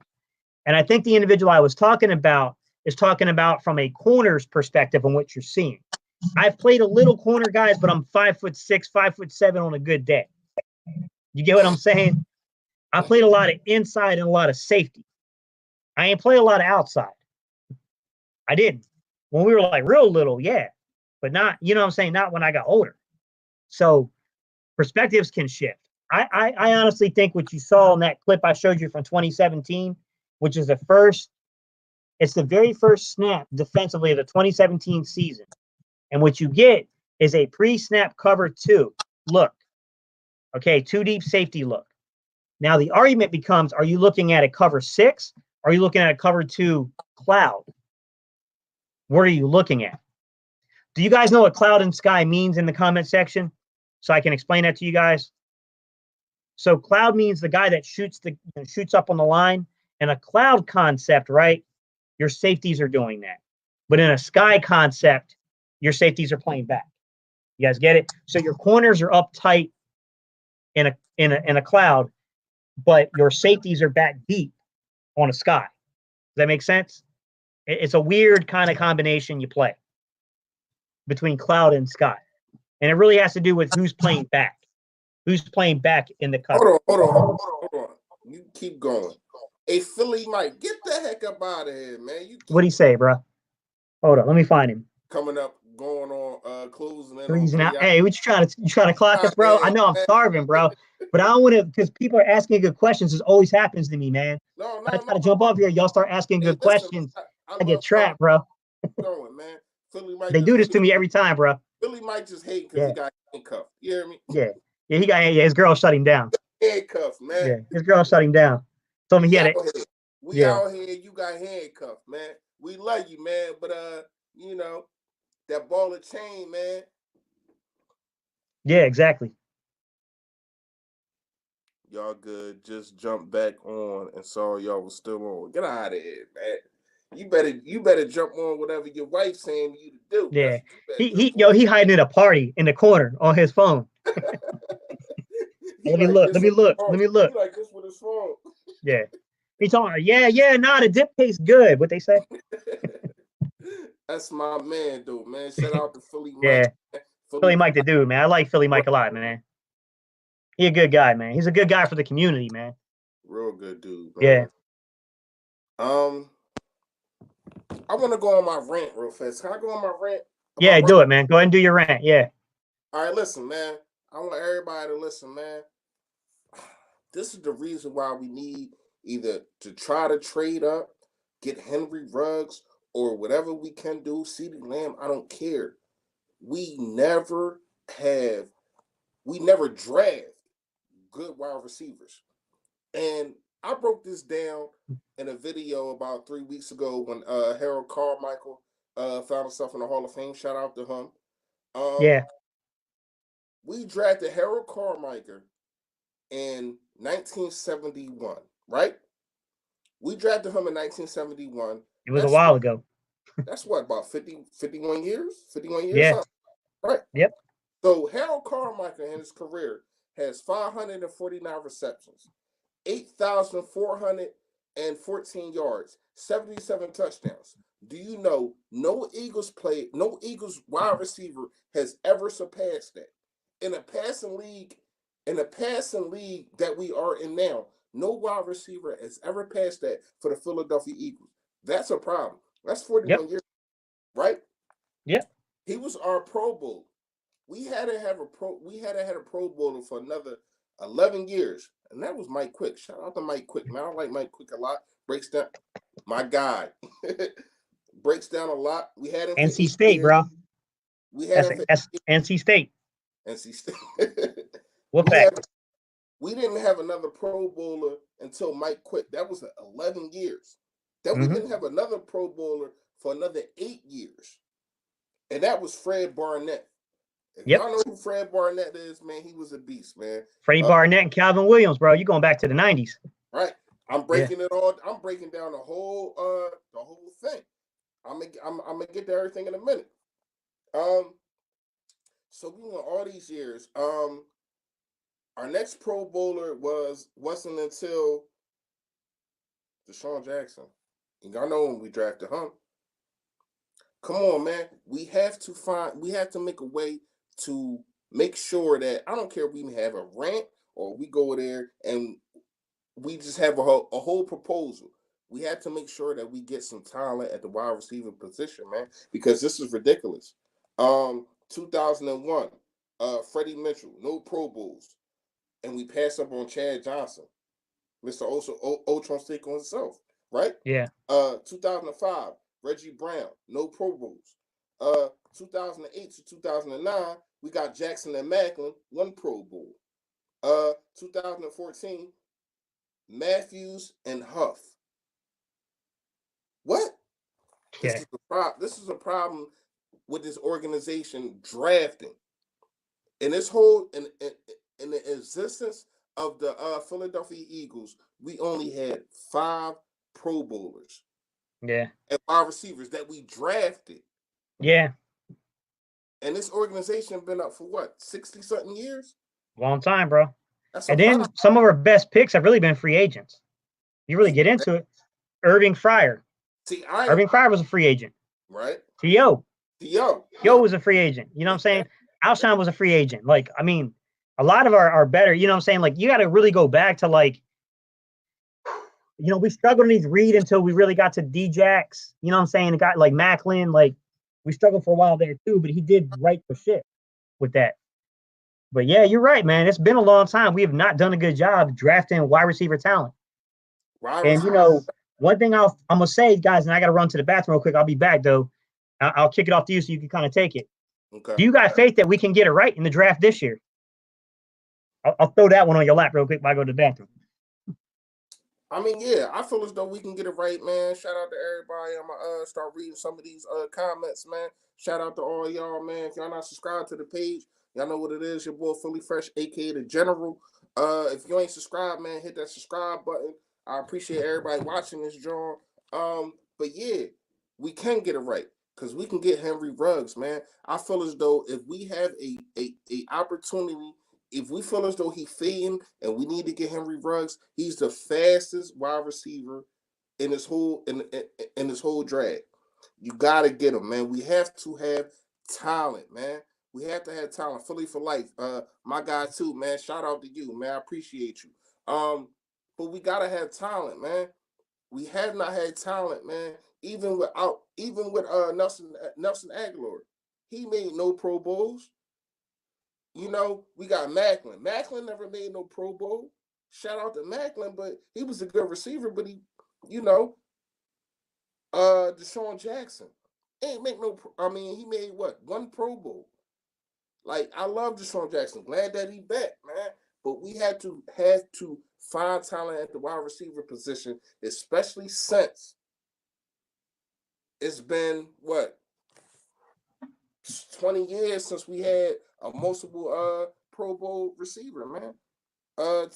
T.O., he went to the Pro Bowl, but we ain't draft him, right? All right, let's get to some of these comments, man. Howie owes us better. Rock the Artist. Howie owes us better not to screw up. I want Ruggs. I don't give a damn what Howie got to do to get him. Not gonna mess my dreams up. I agree with you. I ain't gonna lie with you. I ain't gonna lie to you, man. This dude Ruggs is a problem, man. Like I said, he's kind of like Tyreek Hill, but a little bit fat. I mean, a little bit taller. But I feel as though he has the same speed, catch radius. Yeah. You can't let this dude slip out of your arms, man. I think Henry Ruggs is like, you can't miss guy. You can't miss with Ruggs. Like, he's going to be good in the league. He's going to be good. I mean, the dude's got the kind of speed and the kind of height. That dude can separate with speed. He can run good routes, and he can go up and go get the football up in the air. You can't, like, what else you going to grade him on? Right. He's a good route runner. He's got speed. He's got a little more to develop in route running. I'll give up that. I'll leave that a little bit of leeway, but he's good enough.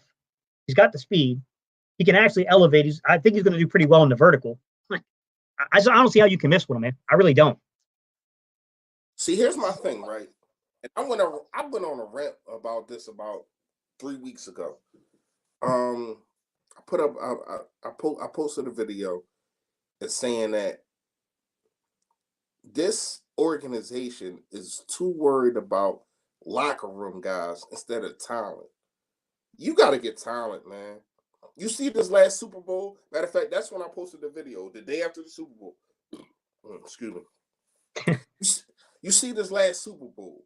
Speed on the defense on the 49ers side.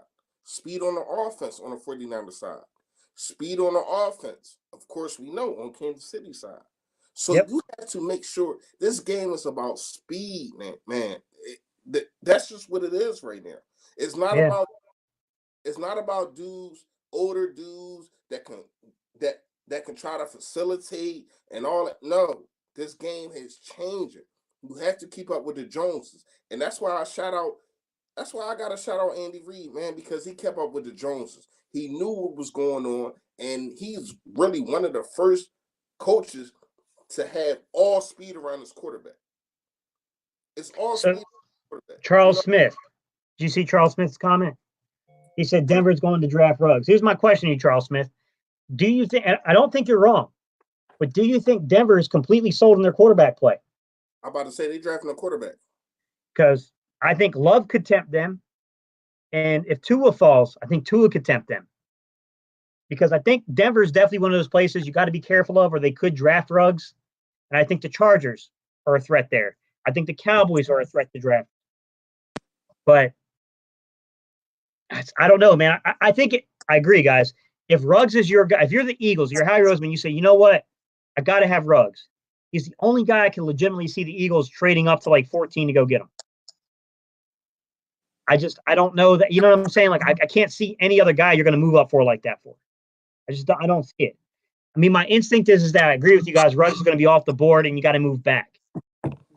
I think there's a real possibility Eagles could move back. Because this is a draft where if you get more picks, you're going to hit on somebody. You're going to hit on a couple of guys if you get more and more picks. So this is one of those drafts that can change your franchise, I think. So you think so do you think that if, say, somebody at like 15, 16, I don't know the draft order right now, I had to look at it, but if somebody at like 15, 16 take Ruggs, you just going to move back? I'm not going to move back right away. I'm going to wait until we get closer and closer to 21st pick. But if every guy keeps falling off the board, yeah, I'm out, man. I'm moving back. I mean, the only other guy that would tempt me is Diggs. Diggs, I might stick around 21 and try to get him if he's still there. If Diggs is off the board, you know what I'm saying? Like, I think I know some guys are really big on Delpit. I'm not as big. I can't see the Eagles drafting him that high. But I could see the Eagles trading back and getting Echinacea, Matos Gross, now this is if Henderson lasts, CJ Henderson. I can see those guys. Those guys I could see the Eagles moving back to go get and adding picks. And that's a big thing. You know, if you got a guy that's coming up out of the second round to come get Jordan Love or to come get Tua, bro, I mean, you could get a lot of picks. I mean, to be real. We got 10. Yeah, but I mean, imagine if you could add another second, another third, like, you know what I'm saying? Like, I don't talk about high seconds and high third round picks. The amount of talent you could walk away with if you're the Eagles. You know what I'm saying? Like, you can walk away with a lot of talent. But you gotta understand, like. But yeah, I do think there are some guys you either move up and you go get, or you stay put and you draft. But I do think it's hard to define who they are without seeing what the Eagles do in free agency and what. I'm not a huge fan of the combine, but there are some things you do want to see in the combine. You know what I mean? There are a couple things you want to see in the combine. I mean, you don't fall in love with a guy playing football in shorts, but if a dude comes out there, you know what I'm saying, it just lights it up. But you're also seeing what the guy can do with pads on also. Yeah. You know, it's not. I mean, think about this. If Ruggs comes out there and puts up a Chris Johnson like 40 time, bro, people are going to fall in love with him. Right. My man ran with like a 4.26. He puts that time up. People are going to fall in love with him. It's crazy because you can ask Philly Mike. I send him a voice message. You know, I don't really text like that. I'm always driving. So I sent him a message. I say, yo, I hope he has the worst combine ever. So that way he falls, man, because this dude, I already know his potential, man. And it's crazy because I said the same thing last year about Metcalf, man, and he fell. He kind of fell. Like for real, Metcalf should have been in the top 15. Bro, I'm hoping that he goes into the interview and just sucks at the interview. I mean, just can't put an intelligible thought together. Maybe Right. he freaking mixed medication and just he got a bad day. I don't know. He drank too much soda. I don't know what the hell. He just can't do it in the room. And people are like, nah, man, move his ass down the board. So that way he just starts falling and falling and falling. And we start going, oh, it's about to happen. It's really going to happen. Because I do think he's a guy that can change the fate of an organization offensively. Yo, this dude. You pair him with a dude like, I love D-Jax, man. You go get Ruggs. I'm not worried about whether D-Jax returns to form or not. I'm just going to be honest. I would love for it to happen because that's a lot of speed on the field at the same time. But I still think, and I want everybody that's here. I don't know if y'all knew or if y'all if y'all been here the whole time, but I still want one of these free agents. I still want to try to trade to get Diggs or get Robbie Anderson or Perriman or something or DeMarcus Robinson. I want one of them dudes because you have to have something to fall back on if everything doesn't fall on the draft. The free agency comes before the draft. So when you're picking, you want to make sure that you get the best player available at the spot you need. It's kind of hard to do that, because most of the time it's just you getting the best player available, or most time you just pick it for need. But if you can have free agency come in and you're picking the best spot available at the spot that you need, which I still think will be running wide receiver, then you got to do that, man. So you still got to find a way to get one of these free agencies. So, Charles Smith, I'm typing the comment to you now. Charles Smith, I like that safety out of Maryland a lot, man. I did check him out like you told me to. I like him a lot. I haven't had a chance to do film study because I haven't really got to safeties yet. That's coming up, but he's definitely high on my board, man. Him, Anton Winfield Jr. out of Minnesota, the kid Lenore Ryan I talked about earlier. Man, there's some safety talent in this draft. This is one of those sneaky good safety drafts. There's a few guys in here that, man, if receivers start really dominating and guys start slipping into the third round, you can really walk away with some good talent. I'm saying, man. KJ Hamler, you said you weren't big on him, right? Who, me? Yeah. Oh, no, I love him. I'm a Penn State fan, so. Yeah, I like Hamler. I think Hamler's got a lot of versatility. Yeah, I'm the one that said I feel as though he would change our special teams, which has been trash for the last 2 years. I like him. We haven't had a special team touchdown since Sproles, and that's I'm going to say something controversial because I was the first one I think that kind of came out about not KJ, but about Jalen Reagor. I was like the first one that really kind of put him on blast, saying, "Yo, guys, I like this kid. This kid he's got D-Jax like ability when it comes to tracking the football."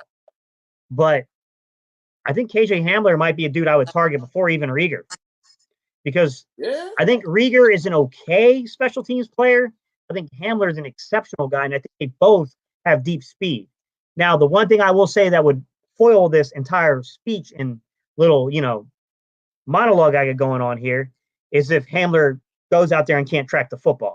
If he can't track the football, then I pass on him. But if he shows he can track the football, I probably put him above Reagor. And I like Reagor a lot. I think Rieger's another guy that he's one of these guys that because his quarterback play sucked last year, he's going to slip in the draft. And he's a lot better than people think. That's funny that you said. Somebody just said, where they at? Charles Smith just said KJ Hamler can't catch. I didn't see that. I mean, I watched every game. A lot of the balls that was thrown to him was not from a good quarterback. The quarterback is, you get the Yeah. But Charles Smith, the one thing I will say though, man, is that when you're talking about deep threats, I don't think that their catch rate's going to be as impressive because it's a distinctly harder catch to make. I mean, he's a small guy, so yeah, he has to be. He's a gadget guy. He's a gadget. He's a gadget player. Exactly. Yeah.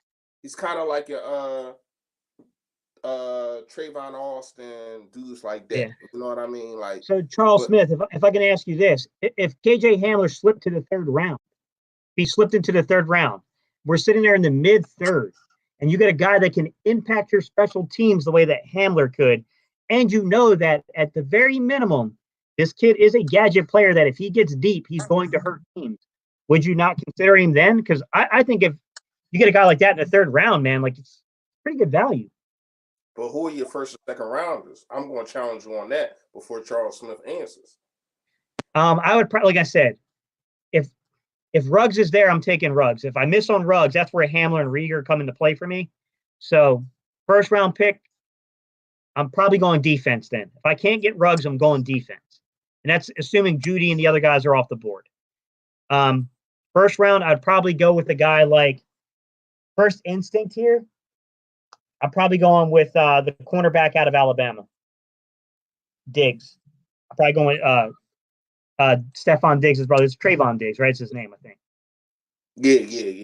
I'm probably going to go Trayvon Diggs. If he's not available at 21, I'm probably going to trade back if it's possible. If it's possible, there's got to be two parties for that to happen.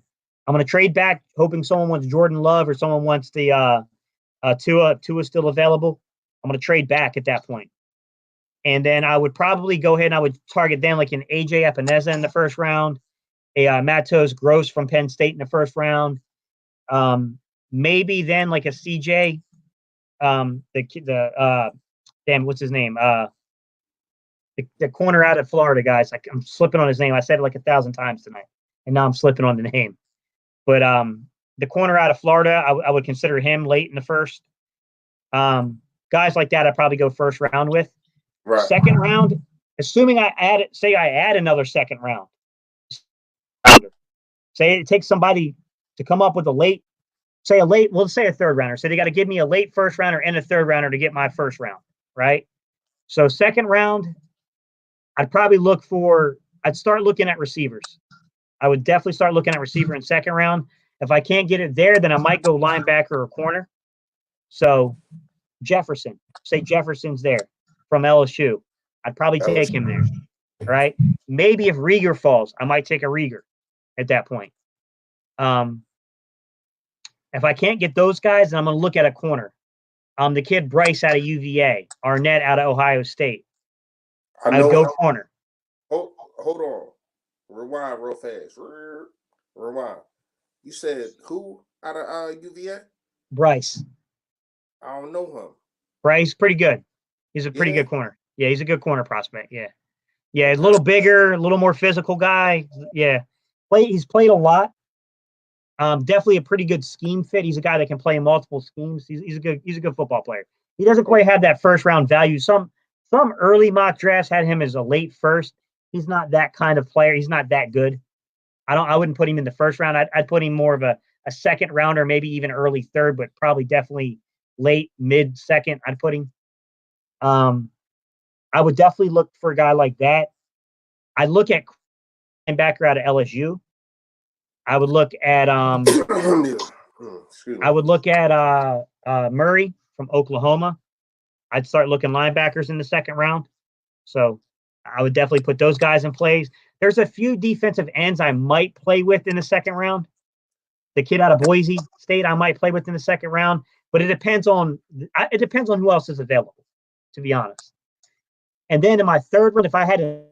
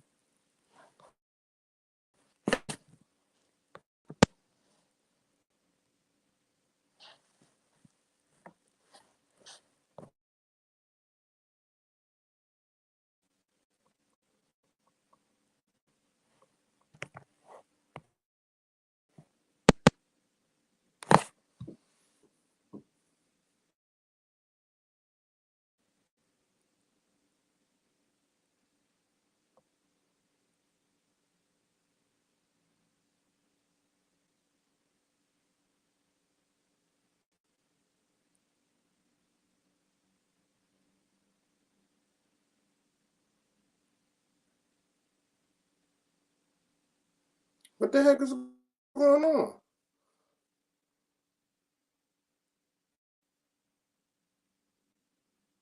I'm on here by myself.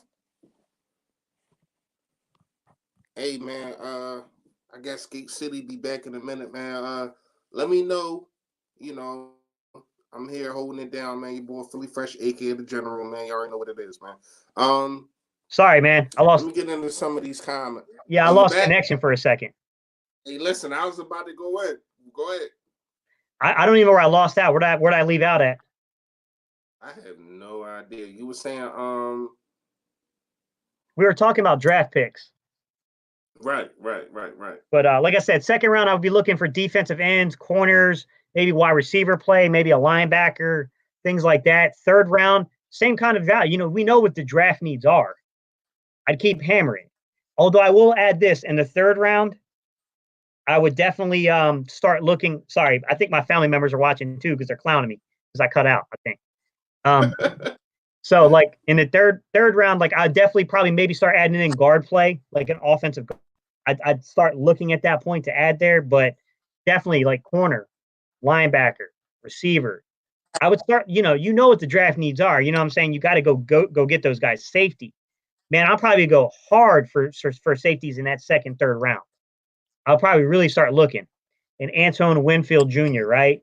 The kid out of North Carolina, the kid out of Lenore Ryan, I'd look there. The kid out of Maryland, I would start looking in the third round for him. Like I would definitely start looking for those guys we've got to fill positions. Because if we're going to have a big run on receivers, that means other positions are going to slide. You know what I mean? So you just got to look for that value and you got to take it. I don't know where it's going to be. That's why I would love to do the draft live. Maybe we can do a live stream with all of us on the draft. Y'all tell me if you, hey guys, in the comment section, y'all that have been real true here, y'all 22, y'all still here, man. I got to give y'all props because this has been going on for a minute. Y'all tell me, would y'all like us to do a live stream for the draft? Because we can alternate each other's channels, like day 1, day 2, day 3. We can alternate whose channel we're on.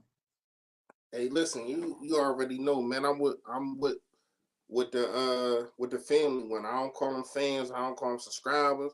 I call them family, man. Anybody that come to your page, anybody that come to Philly Mike page, anybody that come to my page, man, they family. So if they agree, I'm with it, man. Hey, Jalen Williams, it's all good, bro. No one's gonna be, man. No one as big as the fan base is in Philadelphia. Not all of us are gonna be sold on every guy that the rest of us are sold on. It's all good, bro. But tell me, let me see what you said in here, though. So what is it about? What is it about him that makes you not sold on? What in terms of a skill set are you not sold about Ruggs on? Like, man, no one's going to be 100% sold on everybody. It's all good, man. Man, if you went through like me, Philly Fresh, and Philly Mike long enough, we're not going to agree on everything. Right. We don't agree on everything. Yeah. Bergang 114. I like Jeff Gladney. I think he's a slightly more talented player than like Arnett, but I think him and Arnett are pretty similar. They're pretty comparable. I definitely think Gladney's probably a second rounder. I think Gladney's a second rounder. If he slid into the third, bro, I'd be doing a dance because man can play. The only problem I have with Gladney is he didn't play at a very good defensive school. And that's always a concern, man. When your school can't play defense and you're the best player, it does make you a little concerned.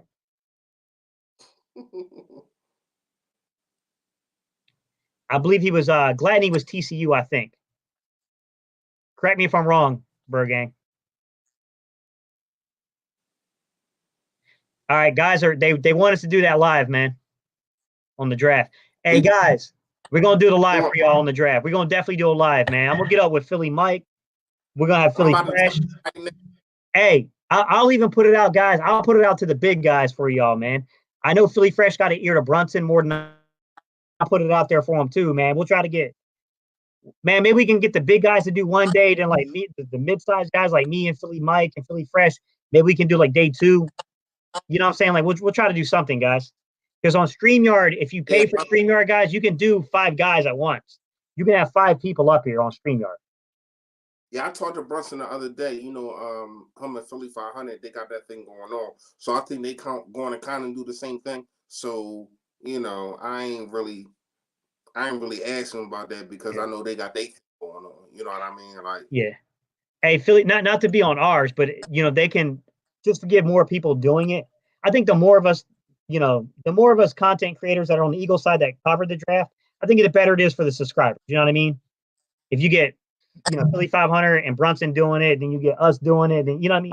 I think it just helps. I think that in general, the fan base is gonna like that. You know what I mean? Hey, I want to touch on a comment though, because it's a good comment. I'm getting hungry though. I'm gonna have to jump off here soon, guys. yeah, you Hey, and me Bird both. Gang 114, hit us up, bro. We can do a video together, man. You just gotta hit me up, man. Hit me up. I'm all look. Find me on Instagram. Find me on Facebook. I always put that stuff at the beginning of my videos. Hit Wait, us he got up, a man. page? We'll put you up. If you got hey Bird Gang, I'm gonna go after this. I'll click your icon. Let me try to right click it. See if it'll take me, man. Nah, I can't do it from here. Bird Gang 114. I'm gonna look you up, man. Do you do content? You do content, bro. I'll subscribe to you right now. I just subscribed to you. He got some XFL stuff. He got some Eagle stuff too. I just subscribed to him. All right, I'm typing him up now. All right. All you gotta do is hit the draw and they go right to his page. Yeah, I tried that, man. It didn't do crap. I got him right now. I see him. Hey, Bird Gang, I just subscribed to you, bro. So you got 2 more subscribers. Hey, we respect it, man. We look, all of us are on this journey at different levels, Bird Gang 114. It wasn't that long ago, like September, I was preaching to like 10 people. Like, you know what I'm saying? You and me both. You know what I mean? Like everybody, we all remember what it was like when you're putting out videos and it feels like you're talking to yourself. That's like the worst, bro. That's the worst, man. I'm so grateful that this channel even has 800 subscribers. I'm grateful as hell. I really am, man, because I remember them early days, man. Let me preach something to everybody, you know, that's watching. If you try to start your own page, just be yourself, man. Keep grinding, keep pushing yourself out there. Don't stop. You might get frustrated. I was frustrated. I was stuck at 20 subscribers for like 3 months. You understand what I'm saying? So I know how it is, man. You got to keep grinding. You got to keep putting yourself out there. I don't care if you talk to your grandmom. I don't care who you talk to. Just make sure you put yourself out there. Oh, here comes Philly Mike now. Now he want to jump back in. Look at look, here he come now. Look at this dude. Yo. Hey, yo, sub up. Hey, Philly Mike, when you get a chance, sub up Bird Gang 114. I think I did. I think I think he was in my live last time. Okay, all right.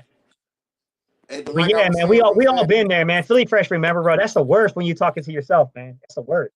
But look, you got hey, Bird Gang, you're doing it right, man. You got to get out there and meet other content creators. That's the way you grow, man. I didn't know Philly Fresh. I didn't know Philly Mike from shit. We met each other by watching each other's videos and being like, yo, your content is dope. Like, let's collab. That's how we all got to know each other.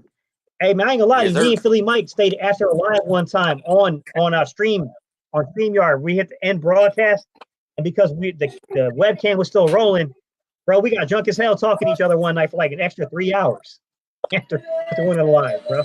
For real. We was up there, it was like 2:30, I think, or some shit like that. It was like ridiculous. For real, for a long ass time. I remember that. I mean, that's how we get to know each other, man. You're doing it the right way. Just keep pushing your content, man. Hold on, Gate City. Hold on. You know, they got good food in that bar down there. What's going on, man? Byron, they got good. Huh? I couldn't hear it. I don't know where to do that, bro. I'm talking to I don't know where he at, bro. People know they're just setting up for the. He's like he walking through the hallway trying to hide the phone from his girl. Burgers and He about to cut him off. Yeah. She about to get mad as hell. Huh? He put the phone in his pocket. She's like, are you on your phone again? No, I'm not on my phone. No, I'm about to go get some food. What you at? You're still hungry. Oh, you going through the hallway at the hotel? Yeah. That's what it looked like. That's what service in that hotel. No. Yeah. Yeah, he looked like he hiding the phone. Hey, Gate City. So Bird Gang 114 says, did you talk about this? Thoughts on Jeff Gladden? On Jeff Gladney?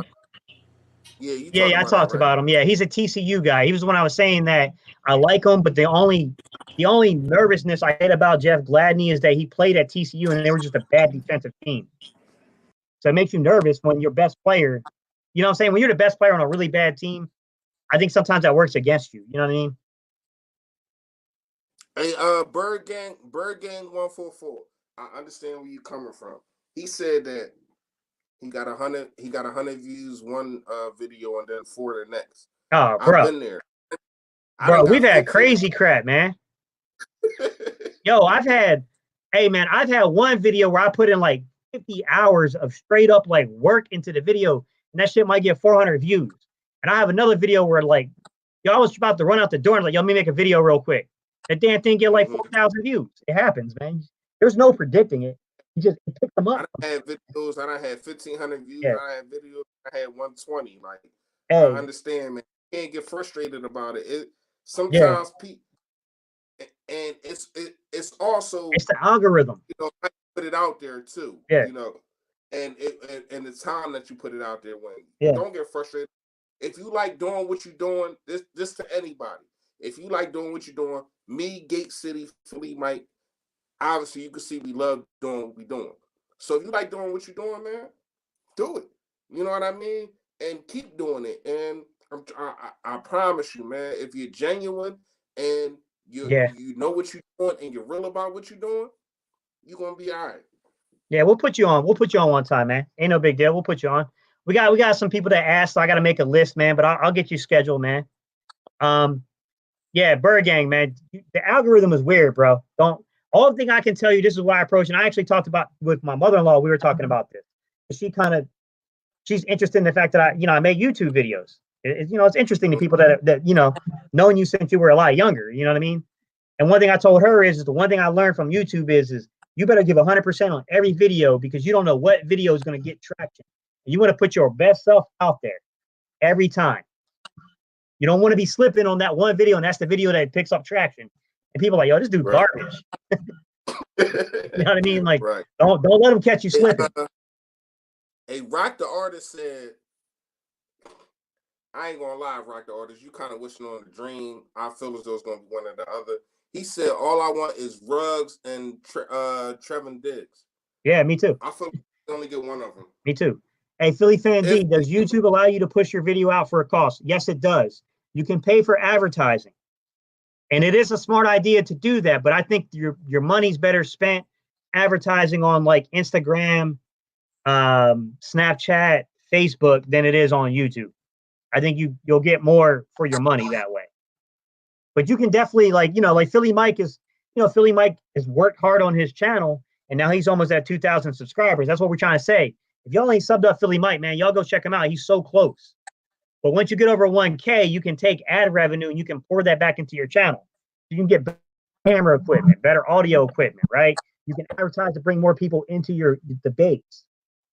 Guys, this is a growing demographic on YouTube. Bro, all of us are pretty new. Even if you go to the big dogs, Brunson and Joel, man, they started doing that like in 2017. This is new. This is a very new genre that's growing. And I think it's going to be big, man. I think this genre is going to get big. I really do. And you got guys out here like, man, I don't know how I even came across Philly Fresh's content, guys. I think I was just going through that, the wormhole of YouTube. I was like, oh, let me check this out. And he was talking about, yo, the general reporting for duty. I was like, oh, okay. Let me check this dude out, man. And I was like, oh, I like it. Yeah, he's pretty good, man. He just be doing his little car while he's driving. I mean, he's pretty good. It's crazy because I really don't know how me or Philly Mike, like how y'all two, like how we got together, but it happened. You know what I mean? Like just grinding, man. That's what it's about. It's about grinding. It's about being yourself, man. And that's what I do. That's what I try to bring to the table. Sometimes it's funny, sometimes it's serious, but I'm always going to be me. You know what I mean? So yeah. I appreciate, and you already know I shout y'all out all the time, man. Yeah, you do. You do. Yeah, you definitely do. Fullest, man, and I'm genuine about this, man. And if you're trying to do this, going to people that if you want to start a page, you just gotta be genuine. You gotta be yourself. I'm myself. Every time I talk to y'all, if you go through all my videos, I'm myself. Like I ain't nervous. I'm just me. Like, you know what I'm saying? Just be, and you'll be all right. Hey, Bergang, I think you're already doing good things. I see your comments, and you're like, you drove to Minnesota during the Super Bowl year, and that was a 20-hour drive, and that would have been great content. To me, and me and Philly might talk about this all the time, bro. We be talking all the time on Facebook and stuff, guys, like for real. Me and Philly Fresh, we talking more so on Instagram. He more of an Insta dude. But one thing that I can tell you is this. You got to always think about what you're, you know what I'm saying? Like, you always got to think about content, because it's one thing to get 1,000 subscribers or 10,000 or 20,000, but what are you going to do with the subscribers? Like, what are you going to offer them? Man, there's a lot of dudes with a lot of subscribers don't get a lot of views, to be real. We talked about it before. I'm not going to name names because they're brothers in the community, so I'm not going to call them out like that. But there are people who have a lot of subscribers who do not get views, to be real. And that's crazy, because I'll be thinking about that, and I ain't gonna get into it. You know, we ain't gonna say no names. Yeah, no, they brothers in the Eagles community. We're not gonna do that to them, but yeah, I'll be feeling paid for subscribers. Like, people pay for subscribers, and I feel as though that's corny. Like, if you're not, that's why I keep saying genuine. You know what I mean? Like, real growth. I don't care. Yeah, exactly. I don't care how long I got to grind for this. If y'all not feeling what I'm saying, all right. But I'm pretty sure it's people that will feel what I'm saying. So I'm gonna keep grinding for this. I'm not into all that, man. See, look, man, you made a little comment here, Bergang. You got Jalen Williams just subbed you up. I subbed you up. Philly Fresh subbed you up. You know what I'm saying? You doing the right thing, man. Just now you getting the attention, bro. Take it, run with it, man. Make good videos, get people's attention, man. I'm gonna check out some of your videos later. I'm getting hungry as hell, so I might do it while I'm eating. Yeah, you and me too. And I'm about to go to this wishing card. A true #1 receiver, Freestyle Yaj. Am I saying it right? If I'm saying it wrong, please correct me. Yeah, I look at it. A true number. I guess you're saying one receiver. Yeah, #1 receiver. It must be having. What's up, Freestyle? I didn't even see you sneak in, bro. My bad, man. A true #1 receiver is a must. We haven't had one in years. Hey, Freestyle, you just missed, yo. Philly Fresh just went into a whole spiel about how long it's been since we drafted a Pro Bowl receiver. And we just went into we had a whole spiel about that. But yeah, you're right, bro. I mean, even Deshaun Jackson, this prime, was a one-trick pony. Yeah, he's a vertical threat. He's a vertical dude. But I will say this: Deshaun's got a little more to his game than that. He's developed over the years. It's just a shame he got hurt. But you're right. I don't know that I would call Deshaun a true #1. Deshaun's a true #1 big threat. He's a true big threat. Big play guy. But yeah, you're right. You're 100% right. He's not a #1 because he's not a person that can move the sticks. And no, not on 3rd and 10. You're not looking his way normally. Right. And get you big yard. You know what I mean? So a #1 is somebody that no matter what, he can beat one-on-one coverage. No matter what, he can move the sticks, no matter what. So he's not a #1, no. But at the same time, he is a good piece to build around. Yeah, he is. You know what I mean? Definitely. And coming into the season last year, I felt as though we had that. Other than Arcega-Whiteside, I told dudes was not trying to hear it. Dudes was not, see, I had just started my video around the time, my YouTube page, around the time that we drafted Arcega-Whiteside. I was telling dudes like, no, man, what the heck are we doing? We should have got Metcalf. Dudes was grinding me up, sending me videos and highlights of this dude. And I'm like, okay. I kind of bought into him, like, oh, all right. So I put another video up, and I'm like, all right, well, I might be wrong, but turns out I was right. Yeah. Should have grabbed me, man. He's a good football player. Hey guys, I'm gonna jump off here in a little bit longer. I'll hang in for one more question or two, guys. If y'all want to throw some up there real quick, we'll answer them before we go. I know Philly Fresh is probably getting hungry too, bro, because it's been a long hours of some fasting for me, bro. I'm about ready to eat. Man, you know I love talking about Eagles, man. Yeah, hey, I do too, bro. I get caught up, man. We about to play in 10 minutes, man. Go Sixers, man. You a Sixers fan? Yeah, of course. Come on, man. Sixers, Phillies, everybody. I'll be honest with you guys. I ain't really watch. I got to get back into hockey, guys. I ain't really watched Flyers I was into it in the 90s when they had Lindros and stuff, and then I kind of fell out again. I don't know nothing about hockey. I just Yeah. know that I don't really know that much either, to be real. I know Yeah. they just won earlier, and they won yesterday, or 2 days ago, overtime victory. Yeah. I hear the only person I know was the what's his kid Carter Hart. Carter Hart. Yeah. Hart. Yeah. Yeah. The goalie. I Yeah. heard he's a bomb. I don't really know nothing about hockey, man. I don't I'm really a watch blank too much guy. of it either, man. Yeah. Philly Mike, a huge Sixers fan. Philly Mike played basketball, so that's why he's he's a big So Sixers fan. I be watching Philly Mike's channel mostly for my Sixers content, to be real. yeah, I just started putting up like little Sixers stuff, and I kind of mix it in with the Eagles Oh, and all damn. that. But Hey, Philly fan D, I'm so sorry, man. I saw that question earlier and I meant to get to it and I missed it. So, Philly fan D, this is a good question. I have to ask, if Tua is sitting there, do we draft him? I'm going to say no, but I understand where you're going with this. But I'll tell you why I say no, but I understand where you're going with it. If we didn't really have any really big major holes to fill in this team, yeah, bro, that could be another 3 or 4 picks down the road. But, you know what I'm saying? Right now, we got so many holes to fill. I just don't think we can play around with drafting a quarterback. I'm gonna tell you what can happen though. If Tua is sitting there and we're about to draft, then you trade back. Then you get some picks. Uh-huh. Then you get some picks. Now, if that happened, which I really don't think is going to happen, this dude, he is going to be a good quarterback. He's going to be better than Kyler Murray. He's going to be a good quarterback in the NFL. But if it does happen for what reason, whatever, yeah, if you find a team that really wants this dude and wants to trade up to get him in the second round or whatever the case may be, but they don't know if he's going to be there, you can find some type of way to get, all right, well, you can take him now and we'll go a pick after you, because I think we got the 21st pick. So it's going to have to be somebody that been to the playoffs. But everybody that been to the playoffs has a quarterback. You know what I mean? So that's going to be kind of, I don't know how that's going to work. Let me hit Jalen Williams' question, man, before we jump off here. What are some targets along the O line to replace Big V and Peter? So Andre Dillard's there, and he's you got him. You got the big Australian kid that's coming back this season. I think we designated him as IR for 2 seasons. So he'll be coming back. I think that's where they want to roll with. But I will give you some names in the draft that I like that are not the first 4 or 5 guys. So there's that kid out of I think it's Auburn, Ogba. It's like a weird sounding name, guys. It's like OGB. Hang on, I'm gonna look him up real quick, guys. Yeah, Prince. Prince. Oh, Tiga. oh yeah, I know what you're talking about. What? No, I'm sorry. Wanago. Wanogho. I have no clue how to say that poor man's name, but yo, his film is. I was impressed, bro.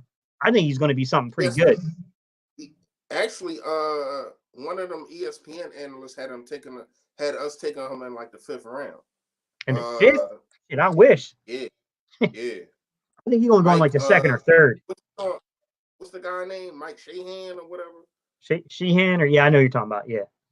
He got us taking him in the 5th round. And Jalen. That's what I was saying. Jordan Mailata. Yeah, you got it.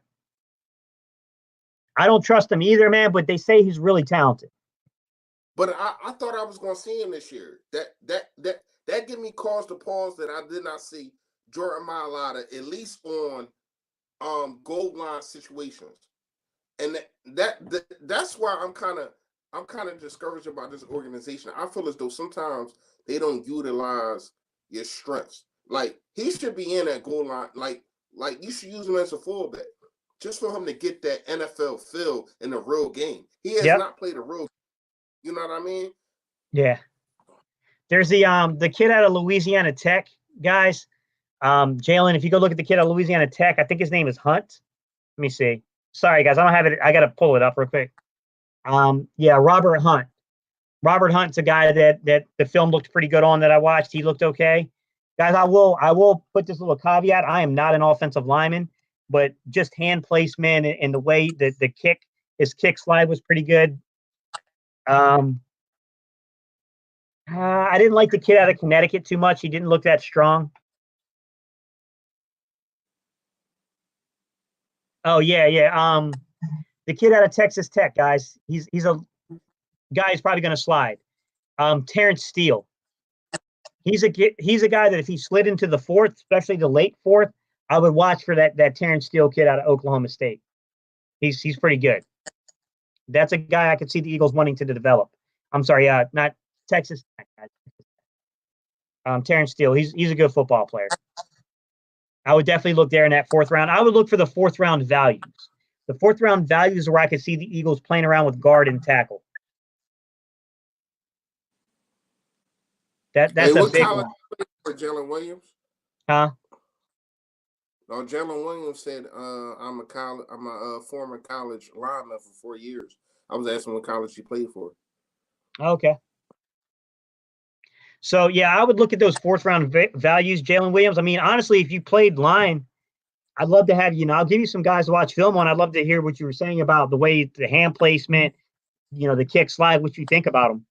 I mean, guys, I played the flank. I was a flanker, and I played quarterback mostly. I played a little safety, a little bit of nickel, and I played some on the outside linebacker when I was younger. But that's it, guys. I didn't play like they tried to make me a running back my freshman year. That did not work out. I was fast. I did not have the vision for that. And bro, when I had people in space around me, I had anxiety like hell. I ain't gonna lie, man. First time I just fell to the ground with the ball. It was like, nope, not happening. That's crazy. It seemed like you Yeah. played everything I didn't play. I played linebacker. I was supposed to go to Penn State, but that's a long story. Oh, JMU. Yeah. Okay. You're up at close to Nova, up by the mountains. I got you. I know where that's at. That's up by what's the name of that little town there? There's a little town up there. I know where you're at though.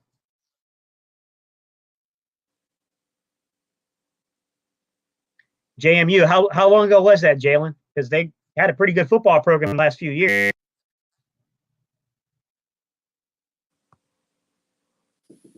Rivals. I would look for T. Higgins to be in the high fours, maybe a 4.5. If he runs lower than a 4.45, if he runs a 4.45 or lower, that guy's going to be in the first. He's going to be a first round talent, no doubt about it. But I don't know that he's that fast. I don't. One of those guys is hard to tell because he's a really long strider. He's got a really long stride. That's normally not a guy that has a really good initial burst. That's a guy that, as you get down the field, he can stride. He's going to have you stride for stride there. But I don't think he's a quick. He's not that fast, but he's shifty and he is talented, man. He can get open. He can find especially if you play in zone, he can find the wide open spots. Mm-hmm. He got good hands.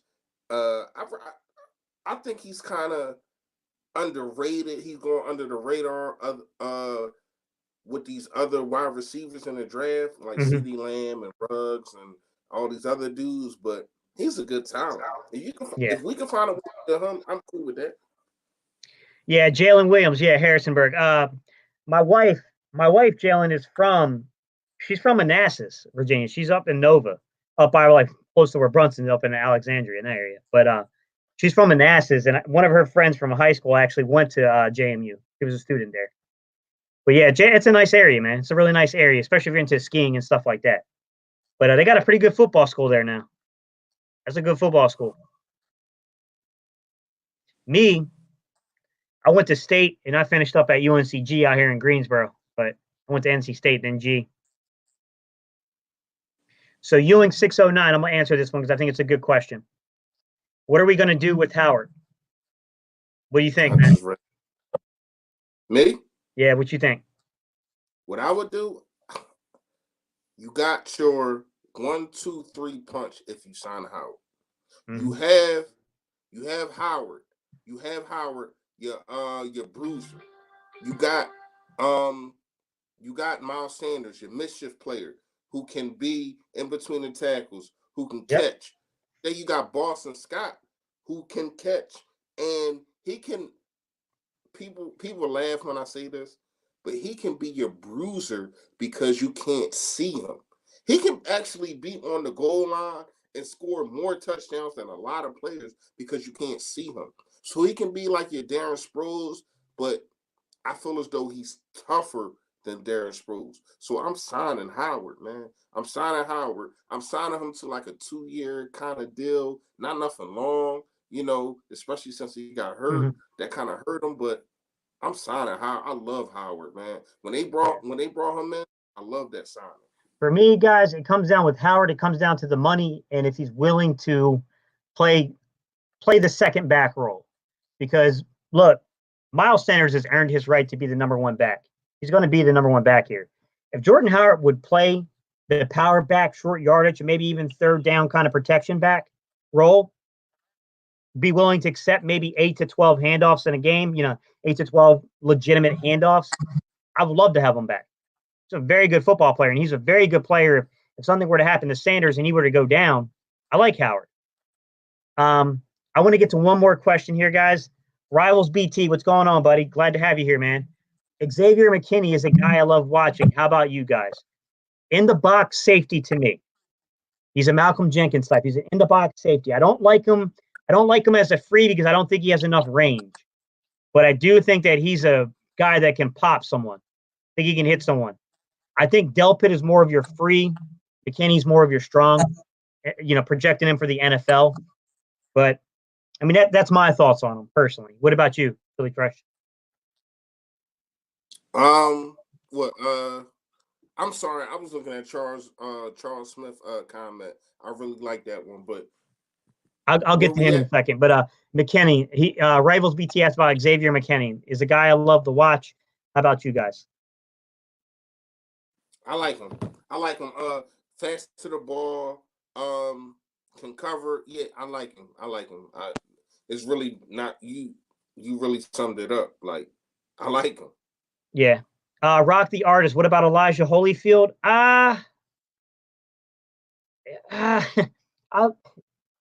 Camp guy might have a shot at the roster. If we keep 4 backs, I think he's in consideration. If we Howard back, I think he could be a third.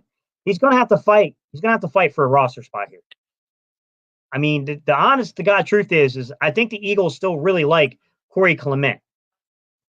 I think it's going to come down, is Clement healthy, and is he going to be the same? If Clement's not healthy and he's not the same, then Holyfield's probably going to have a spot. But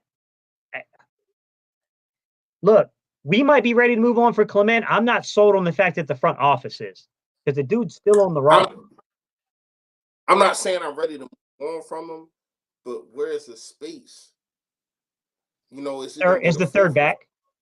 I think he fits as that special if he's healthy. If he's healthy, that's a major if. He's a good special teams player. He's a good receiving back. He's got power. You know what I'm saying? But even if he is healthy, I don't think right now he's better than Jordan Howard, Miles Sanders, or Boston. No. Clement's not there if Howard's here. No. You would have to keep 4 backs. Okay. For Clement. Okay. Yeah. If Howard's gone, I think Clement can slide into that spot. Yeah. I'm keeping Boston Scott.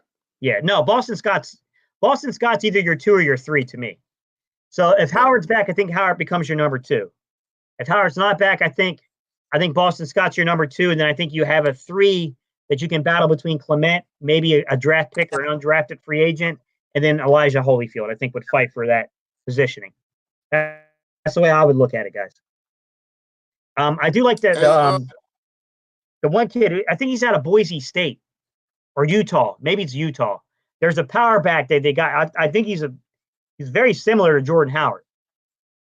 I want to say he's out of Utah. Hang on, let me look him up real quick.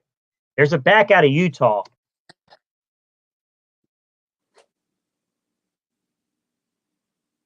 Is that it? Hang on. Yeah, Zach Moss, I think, is maybe is that one thing of Zach Moss. Yeah, Zach Moss, the kid that's out of Utah. Guys, if you haven't watched film of Zach Moss, go watch film of this running back out of Utah named Zach Moss. When you talk about contact balance, man, this kid is amazing. He's not a speed dude. He's not going to run down the field for 95 yards, breaking away from people in terms of his speed. He will truck somebody for real. This kid will straight run somebody over. Zach Moss. I like him a lot. That's a guy I could see the Eagles may be sneaking in and drafting a guy like that. One of those surprise picks no one sees coming. But I also don't know what round he's going to go. He might go higher than we think because his tape is amazing. Hey, Charles Smith, Glad and Golden, is he even? I know this is only his second year. Is he even going to the draft? I'm not even sure, but I'm looking at his numbers, and they look okay. I really don't know nothing about the kid, but I know he had 1,400 yards last year receiving. I don't see his touchdowns for some reason. I don't know why. Probably because he didn't have any touchdowns. So I don't know too much about this kid. I just wanted to it was a name that I just wanted to point out. I seen that he put it up there, and I wanted to shout him out on that, but I don't know nothing about this kid, man. And I'm looking at him. Yeah, I'm trying to look at him too. I see Grady, but I don't have to watch film on him, man. I don't know enough about him to give you. So, Charles Smith, I'd have to watch film, man. I don't know enough about him. Let me see. I can't see. Is it Liberty? Does he play for Liberty? Yeah. Gandy Golden. Oh, Gandy Golden. No wonder.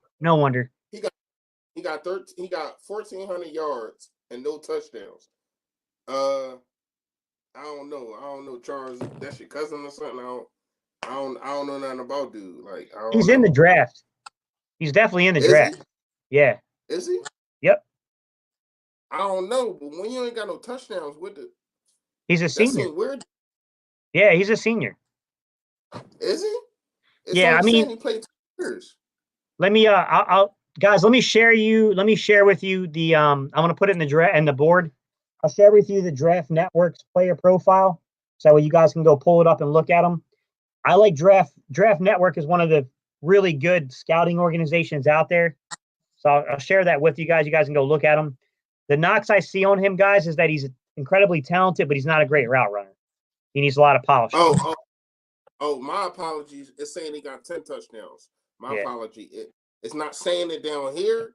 Hold on. Y'all see it? Hold on. It's not saying it.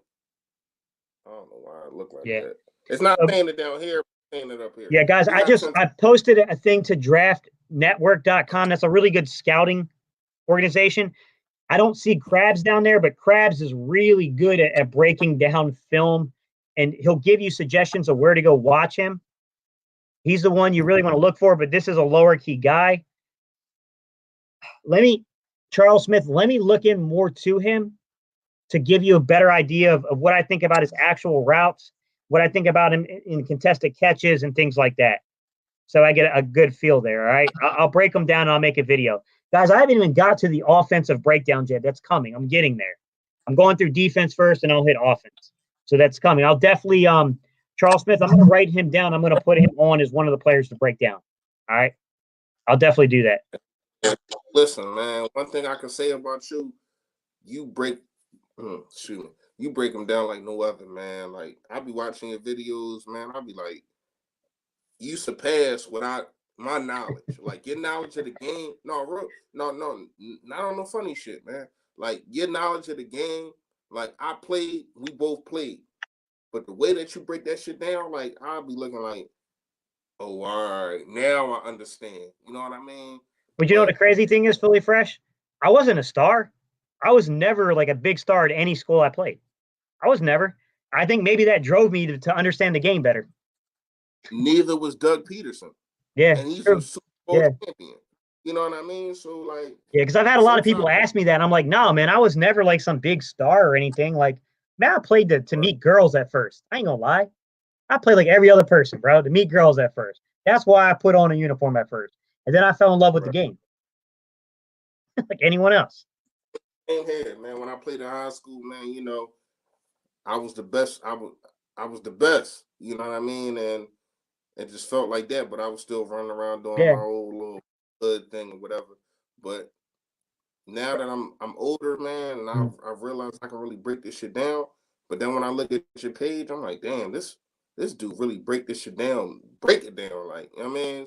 Yeah. And I appreciate it, because you teach me shit. And I'm pretty sure everybody that's watching this drawing right now, they learn shit every time they come to your drawing. Hey, Jalen Williams, I appreciate that, man.